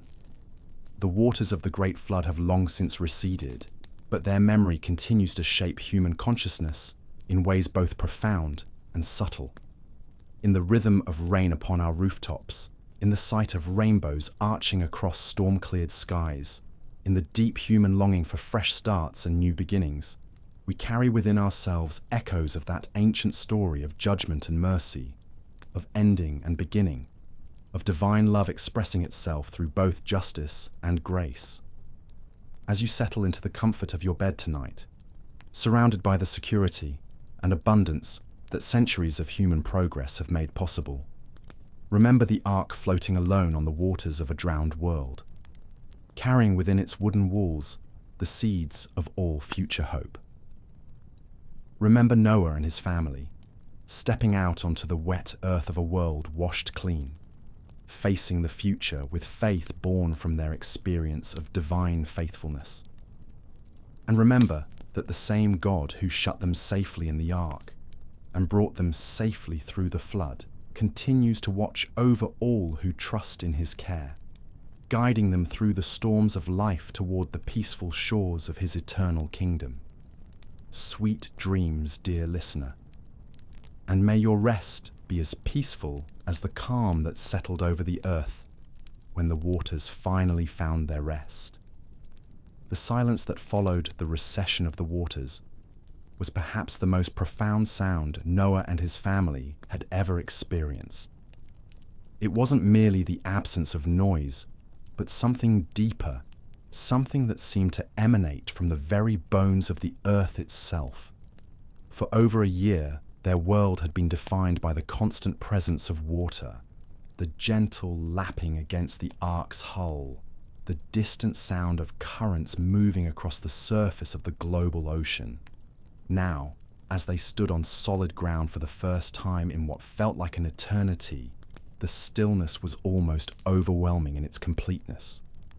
Picture Noah in those first moments after emerging from the ark, his weathered hands trembling slightly as he reached down to touch the earth beneath his feet. The soil was different from what he remembered, darker and richer, as if the very ground had been transformed by its long submersion.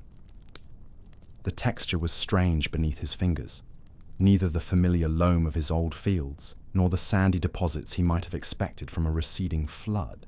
This was something entirely new, a earth reborn from the marriage of destruction and renewal.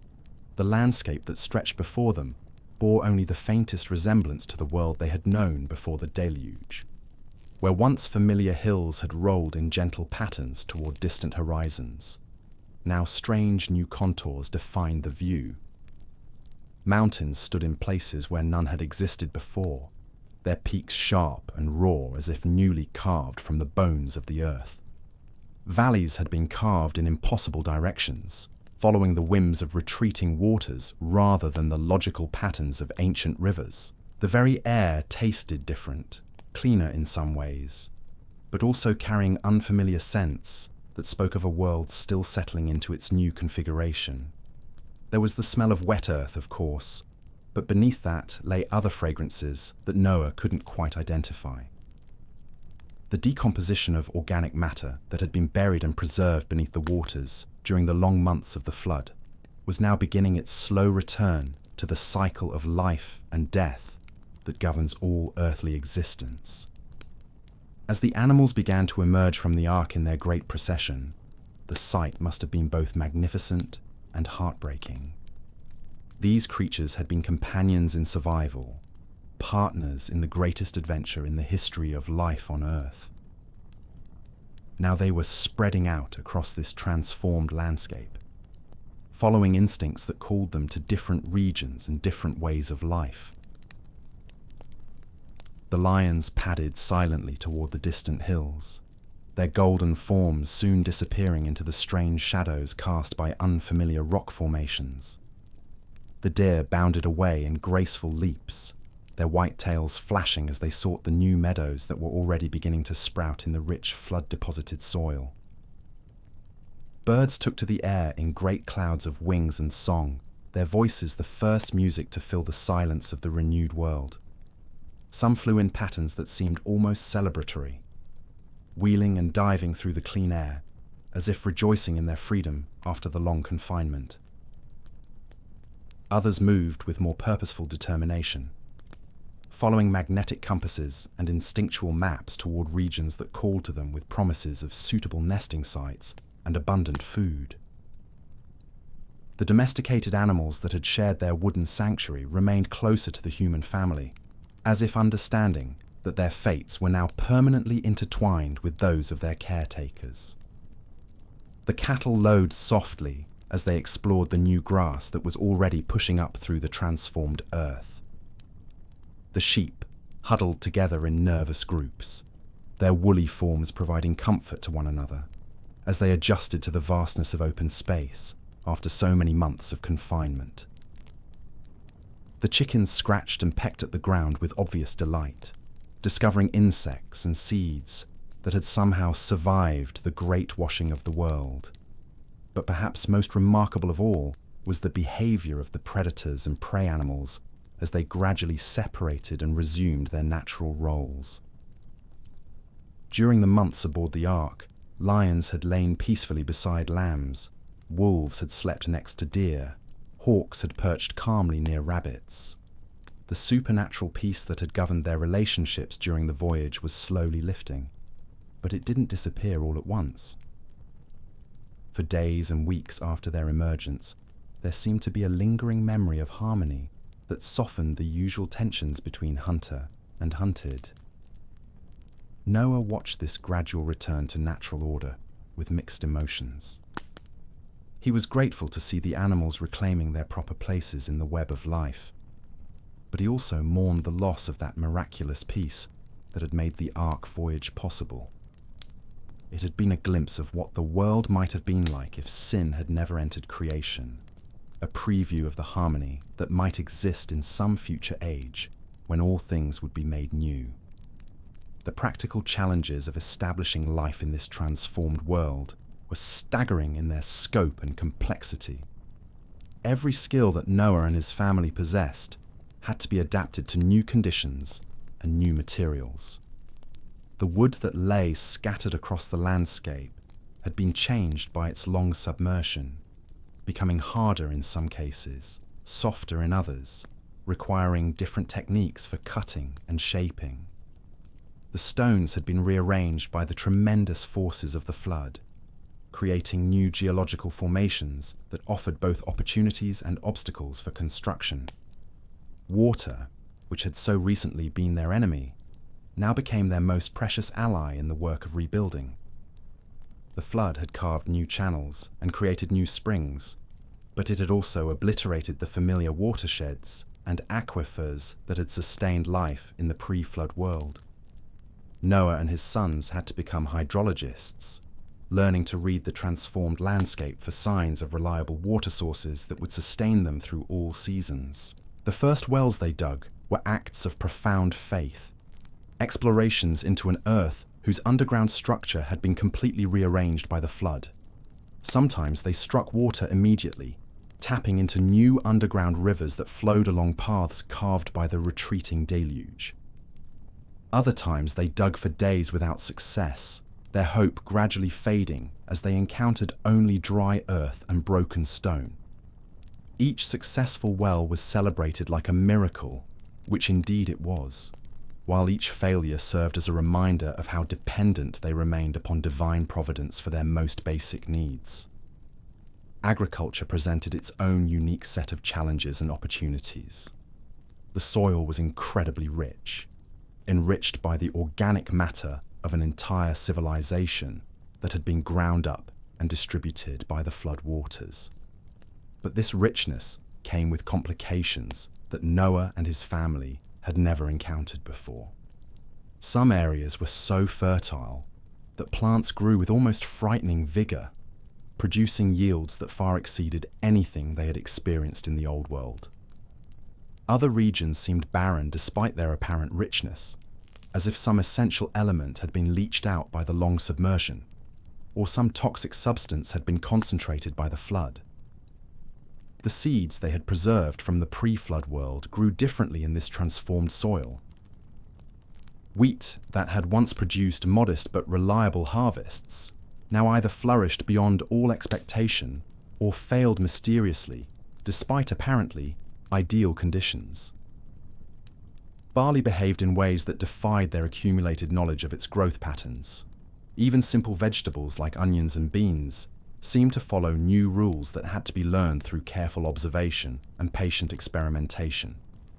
Each planting season became an exercise in faith and scientific inquiry combined. Noah's family developed elaborate systems for testing small plots before committing larger areas to any particular crop. They learned to read the subtle signs that indicated whether soil had the right balance of nutrients and minerals to support healthy plant growth.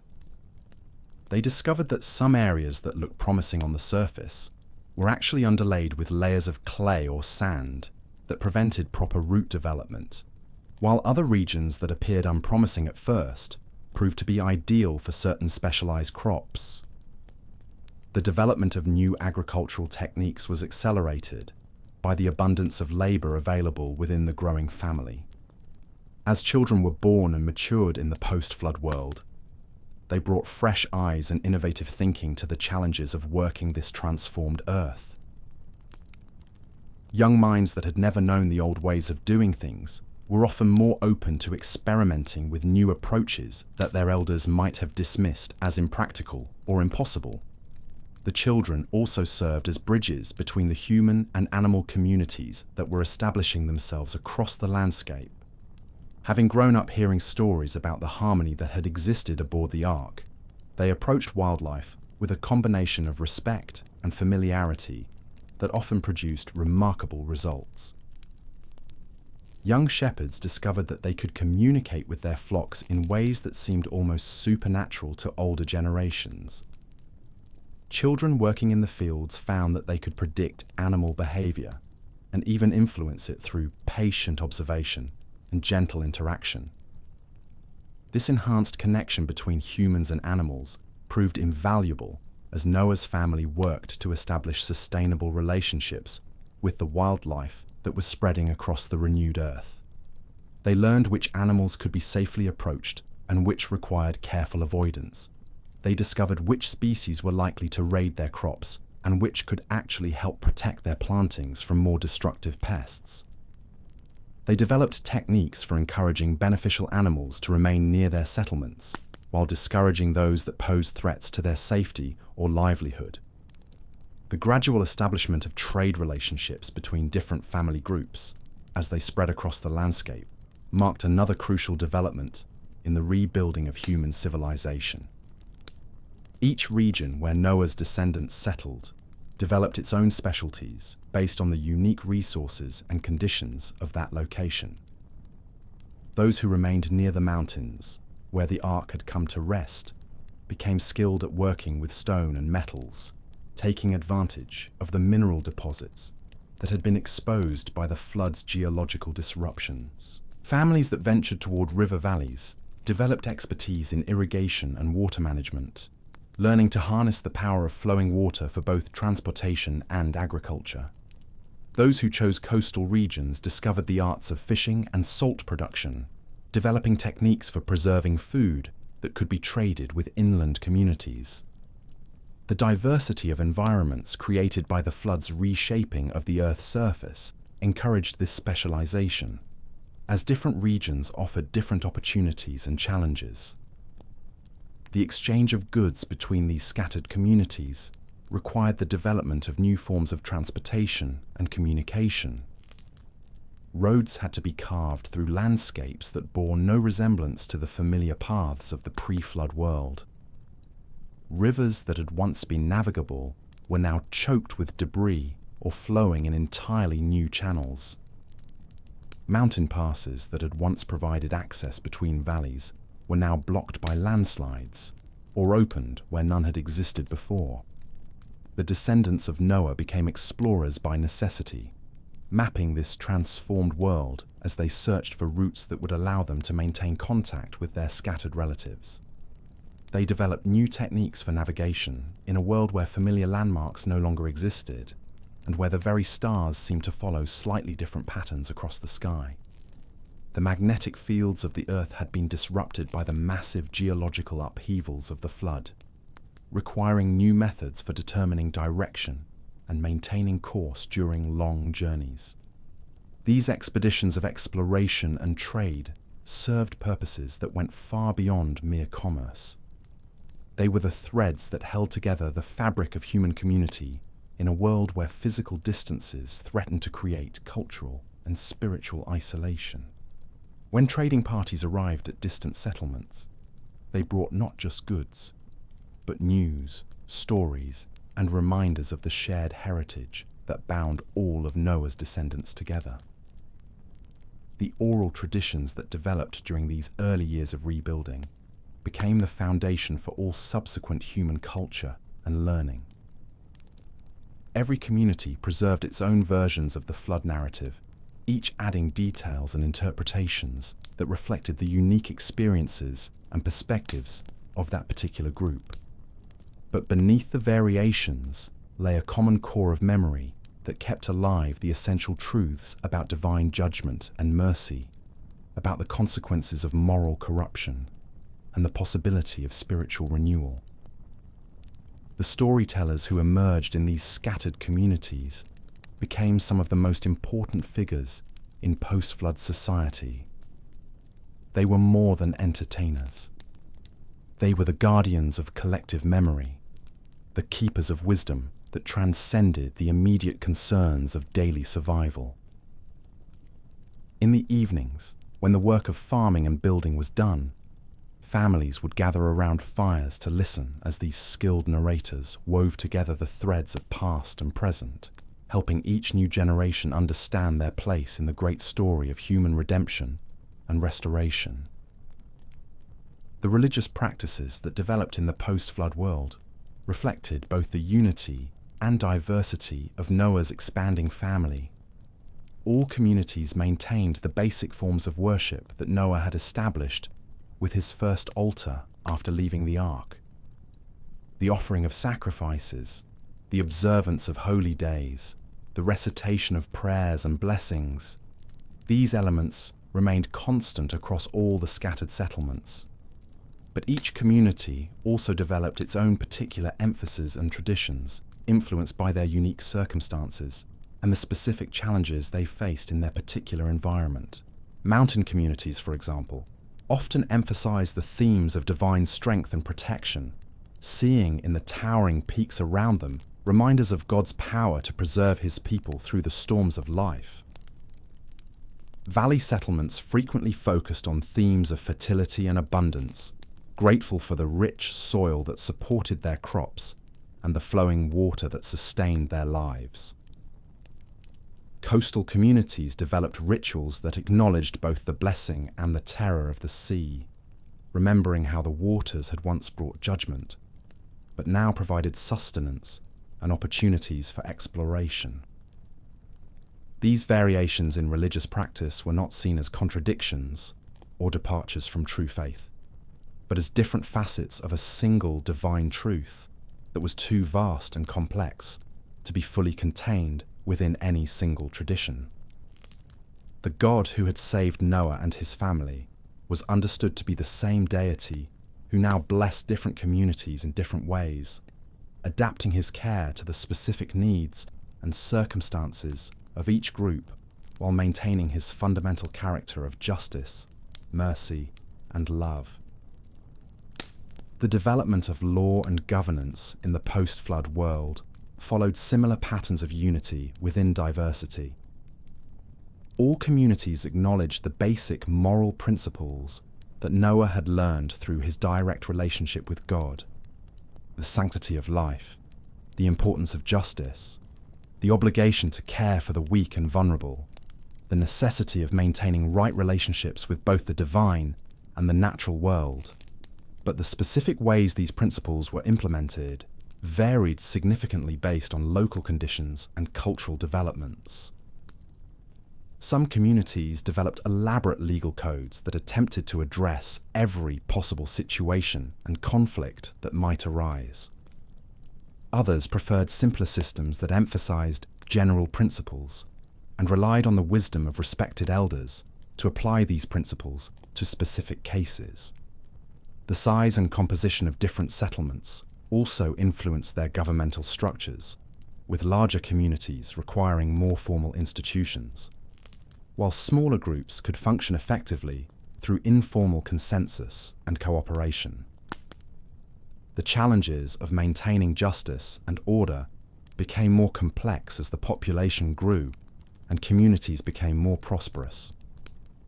In the early years after the flood, when survival was the primary concern and resources were scarce, cooperation was not just morally desirable, but practically necessary. Everyone understood that their individual welfare depended upon the success of the community as a whole, creating powerful incentives for mutual support and peaceful resolution of conflicts. But as settlements became more established and resources more abundant, new kinds of problems began to emerge. Disputes over property rights became more common as land became more valuable and productive. Questions of inheritance and succession arose as the original leaders aged and younger generations prepared to take their places. The accumulation of wealth by some families, while others remained poor, created tensions that had been unknown in the desperate early years when everyone shared equally in both hardship and hope. Noah, watching these developments from his position as the revered patriarch of all humanity, felt the weight of responsibility for guidance that no human being had ever carried before. He was not just a tribal elder or a regional leader. He was the father of the entire human race, the sole link between the world that had been destroyed and the world that was being built. Every decision he made, every principle he established, every precedent he set would influence the development of human civilization for generations to come. The burden of this responsibility was made heavier by the knowledge that he was growing old. The man who had been chosen to preserve humanity through the Great Flood was mortal like all human beings, and his time on earth was limited. Who would carry on his work of providing wisdom and guidance to the scattered communities of his descendants? How could the essential knowledge and principles that had sustained them through the rebuilding years be preserved and transmitted to future generations who had never experienced the flood themselves? These concerns led Noah to invest increasing amounts of time and energy in the training of his sons and grandsons, preparing them to assume leadership roles in their various communities. But he also recognized that no single individual could replace him as the unifying figure for all of humanity. The human race had grown too large and spread too far for any one person to provide direct guidance to every community. The future would require new forms of leadership and new institutions to maintain the spiritual and moral foundations that were essential for human flourishing. The establishment of these institutions became one of Noah's primary concerns in his later years. He worked with his descendants to create systems for preserving and transmitting the essential stories, laws, and principles that had guided them through the rebuilding process. He helped establish schools where young people could learn not just practical skills, but also the moral and spiritual wisdom that was their heritage as survivors of the flood. Perhaps most importantly, he worked to ensure that the memory of the flood itself would never be lost or forgotten. He understood that future generations, born into prosperity and security, would be tempted to forget the lessons of judgment and mercy that the flood had taught. They might begin to take their blessings for granted, to assume that the stability and abundance they enjoyed were permanent features of human existence rather than gifts that could be withdrawn if the conditions that merited them were not maintained. To prevent this dangerous forgetfulness, Noah established regular festivals and commemorations that would keep the flood narrative alive in the collective memory of his descendants. These celebrations were not morbid dwellings on past destruction, but joyful acknowledgements of divine mercy and salvation. They combined solemn remembrance of the judgment that had fallen on the pre-flood world with grateful celebration of the new beginning that had been granted to Noah's family. The rainbow, which appeared whenever atmospheric conditions were right after rainstorms, served as a natural and recurring reminder of God's covenant promise never again to destroy the earth by flood. But Noah recognized that natural phenomena alone might not be sufficient to maintain spiritual awareness across generations. Human beings have a remarkable capacity for becoming accustomed to even the most extraordinary circumstances, for taking miracles for granted when they become familiar parts of daily experience. Therefore, he established human institutions and practices that would actively cultivate remembrance and spiritual sensitivity. Regular gatherings for worship and instruction, seasonal festivals that marked important anniversaries, rituals of initiation that introduced young people to their spiritual heritage, all of these became part of the cultural foundation that Noah laid for future generations. The effectiveness of these measures would be tested in the years and centuries that followed, as human nature reasserted itself in ways both predictable and surprising. The children and grandchildren of Noah, raised in the shadow of the flood narrative and trained in the principles of righteous living, generally maintained the spiritual and moral standards that their patriarch had established. But their children's children, born into a world of increasing prosperity and security, began to show signs of the same spiritual drift that had characterized human development in the pre-flood world. This gradual erosion of spiritual consciousness was so subtle that it was barely noticeable at first. A slight decrease in attendance at religious gatherings, a growing tendency to postpone or abbreviate the regular times of prayer and reflection, an increasing focus on material prosperity and personal achievement at the expense of community welfare and spiritual development. These changes seemed minor in themselves, hardly worth concern, when set against the obvious progress and accomplishments of human civilization. But Noah, whose memory stretched back to the world before the flood, recognized these symptoms for what they were: the early signs of the same spiritual disease that had once made divine judgment necessary. He had seen how gradually the pre-flood world had descended into corruption, how small compromises and minor departures from righteousness had accumulated over generations until they reached levels that called down the wrath of heaven. The old patriarch found himself in the difficult position of being a voice of warning in a world that seemed to have little reason for concern. How do you convince people who have only known divine blessing that judgment is still a real possibility? How do you maintain vigilance against spiritual corruption among people who have never witnessed its ultimate consequences?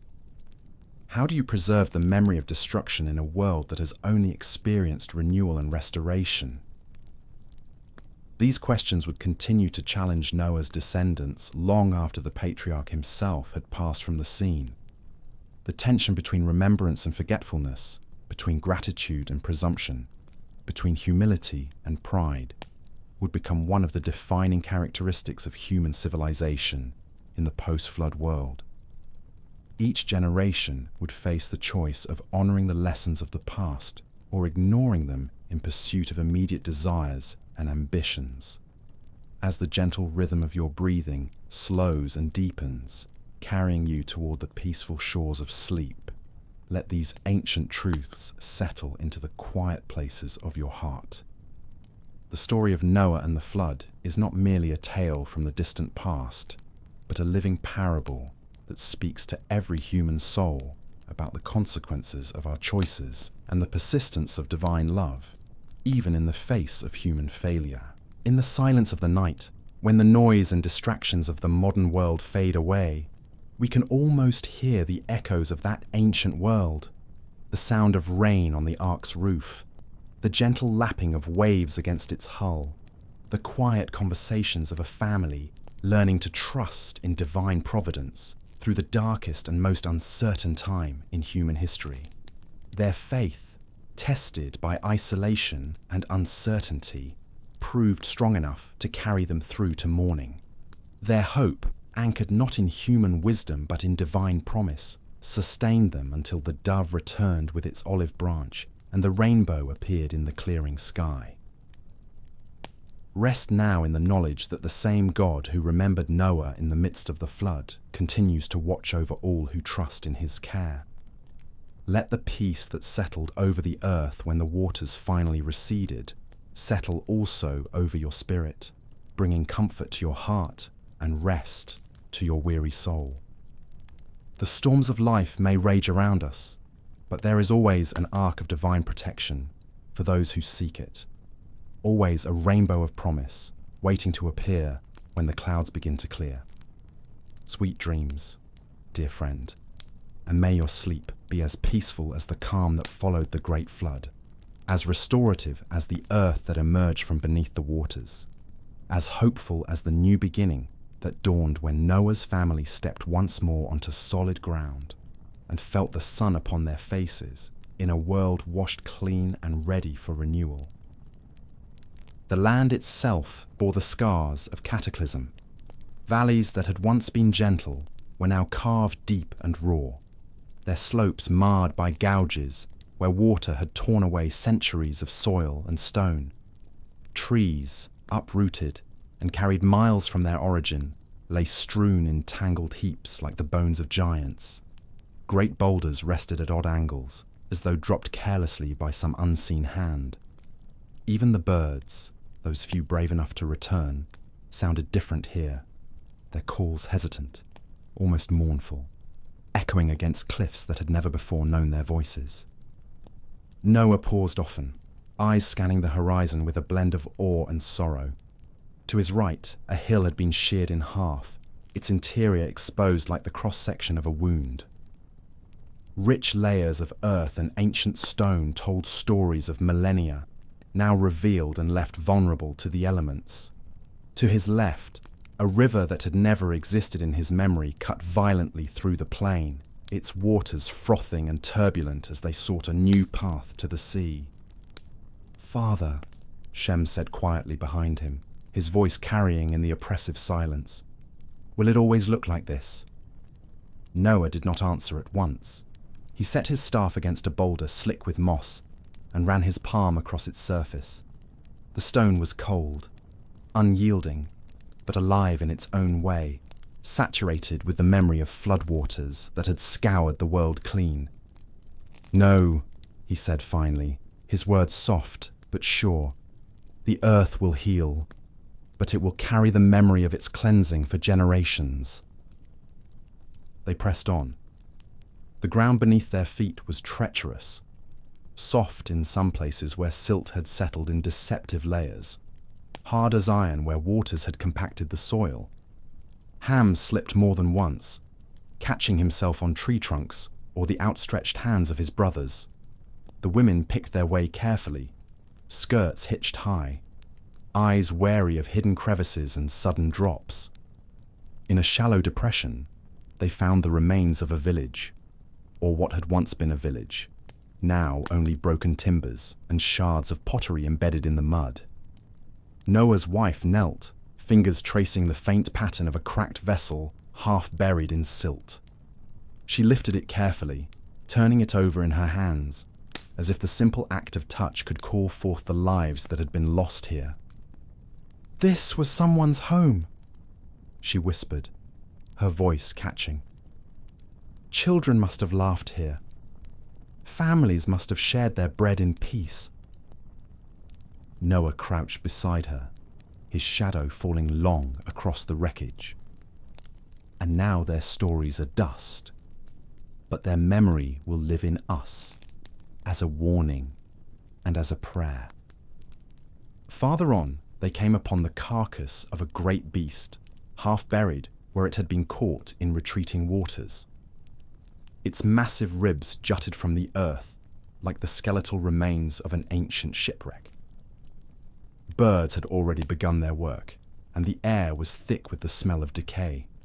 The sight made Japheth turn aside, pressing a sleeve against his mouth and nose. "Even the mighty could not escape," Noah murmured, more to himself than to the others. Strength and speed availed nothing in the face of judgment. By the time the sun reached its zenith, the family had climbed a ridge from which they could see far across the reshaped landscape. There were no familiar landmarks, no fields or gardens, no signs of human life beyond their own weary group. The world stretched before them in raw, untamed beauty, a canvas wiped clean, yet still bearing the faintest traces of what had come before. For a long while they stood in silence, each lost in their own thoughts. Noah's eyes scanned the horizon, settling finally on a distant grove where new growth was beginning to emerge. The sight brought a flicker of hope to his tired face. "There," he said, pointing with his staff. "We will go there. The earth is already stirring. Perhaps it will welcome us." They descended the ridge cautiously, stones shifting beneath their feet, their minds heavy with what they had seen. Each step felt like a step deeper into the unknown, into a world both familiar and alien, haunted by memories and pregnant with possibilities. As evening fell, they made camp near the grove. The smell of greenery was strong here, a balm after the scent of mud and decay. Noah built another fire, and they gathered close once more. Overhead, the stars shone bright in the clear sky, indifferent to human suffering, yet witness to every silent prayer uttered in the darkness. Tomorrow, Noah said softly, we begin the work of rebuilding. But tonight, we remember. And so they sat, wrapped in silence and memory, gazing out across a world reborn, yet scarred. A world waiting for the touch of human hands to shape it once more. The first spark came hesitantly, almost shyly, as if unsure it belonged in this scarred and silent world. Noah crouched low over the tinder, his hands steady, but his breath caught in his throat. Sparks danced across the dry reeds, their faint glow struggling against the encroaching dark. For months aboard the ark, fire had been impossible. Smoke in that confined space would have suffocated them, and flames were too dangerous amidst the dry pitch and packed animals. Now, with open sky above and solid earth beneath, Noah struck flint to steel again and again, coaxing life from stone. When the flame finally caught, it was small and fragile, a trembling orange tongue that licked at the dry fibers and began to grow. He cupped his hands around it instinctively, shielding it from a breeze that carried the scent of damp earth and ancient decay. His family gathered close, their faces illuminated in the newborn light, eyes wide with a wonder that bordered on fear. For them, fire was not just warmth, it was a reawakening of something deeply human, a return of a friend long absent.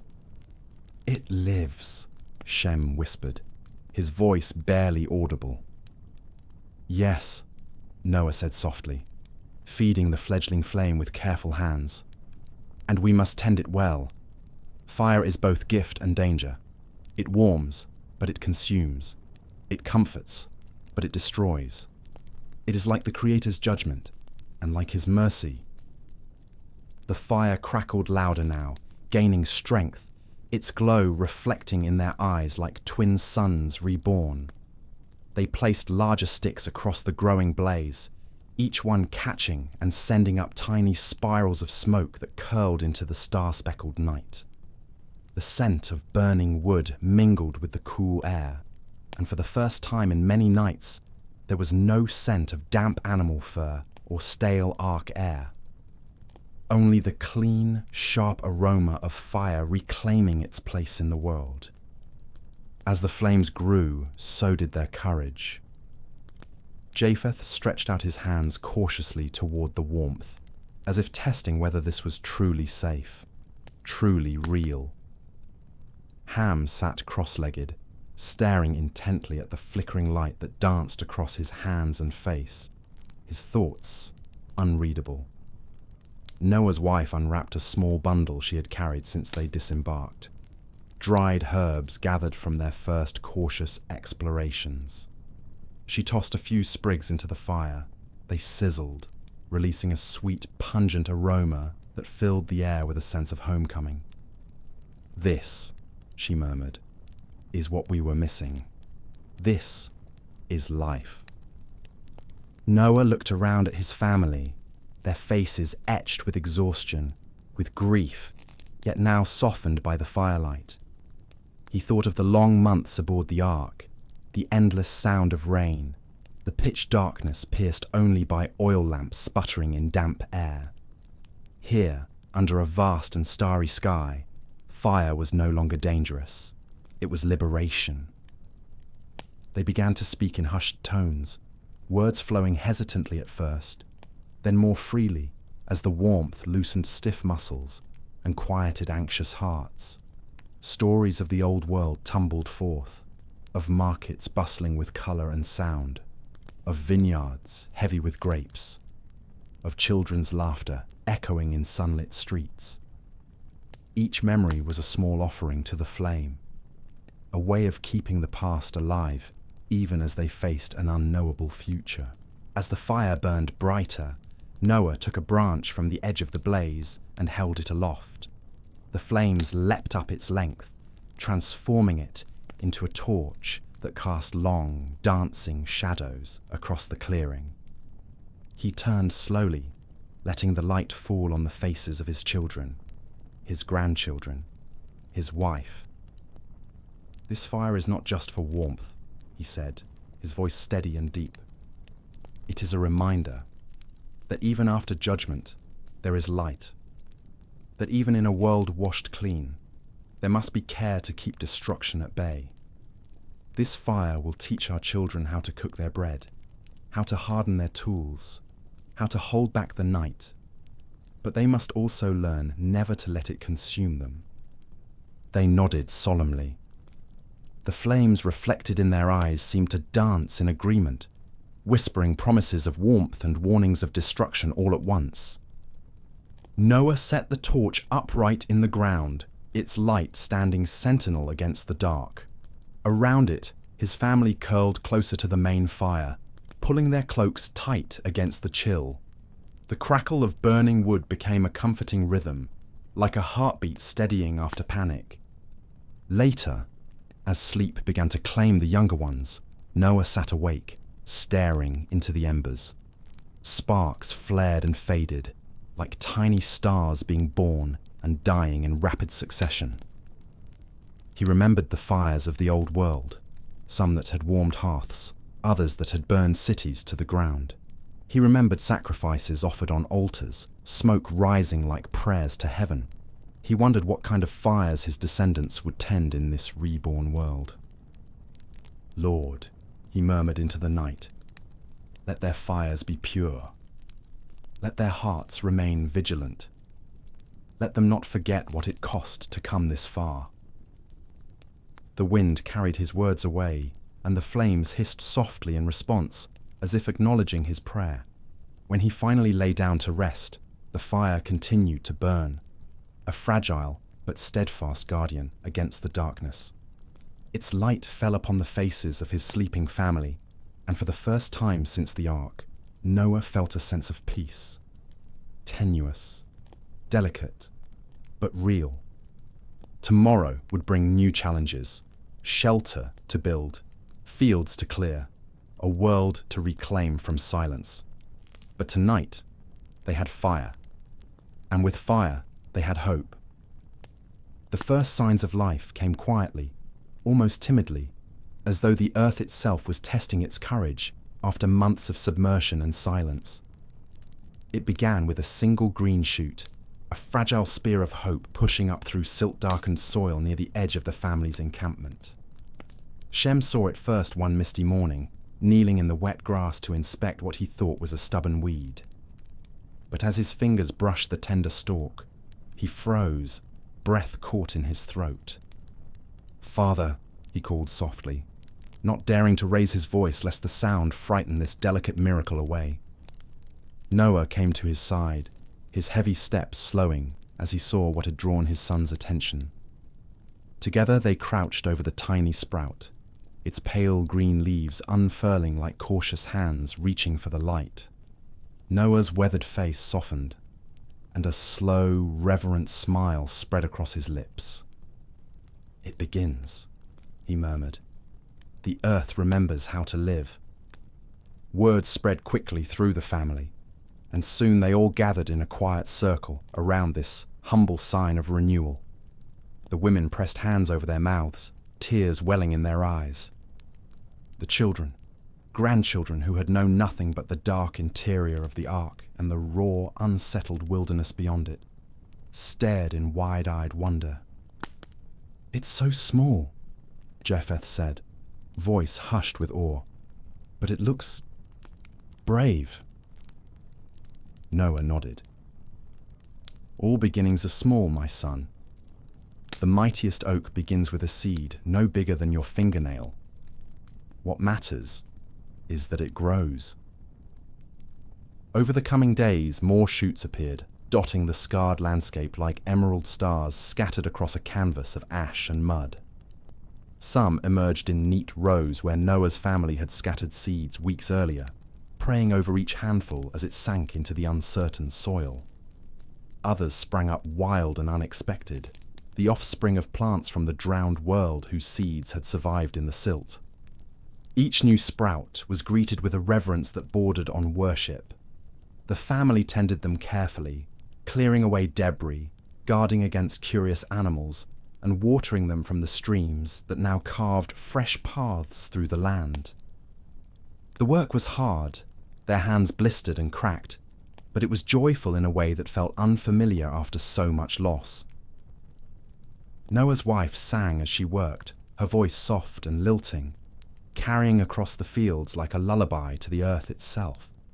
The children followed her lead, their laughter ringing out as they carried handfuls of water, tripped over roots, and marveled at insects returning to the awakening soil. It was the first time laughter had felt natural in this new world, untainted by grief or fear. Weeks passed, and the tender shoots grew strong and tall, their leaves turning a deep, healthy green under the sun's patient gaze. Heads of grain began to form, first as tiny nodules, then as full, heavy clusters swaying gently in the breeze.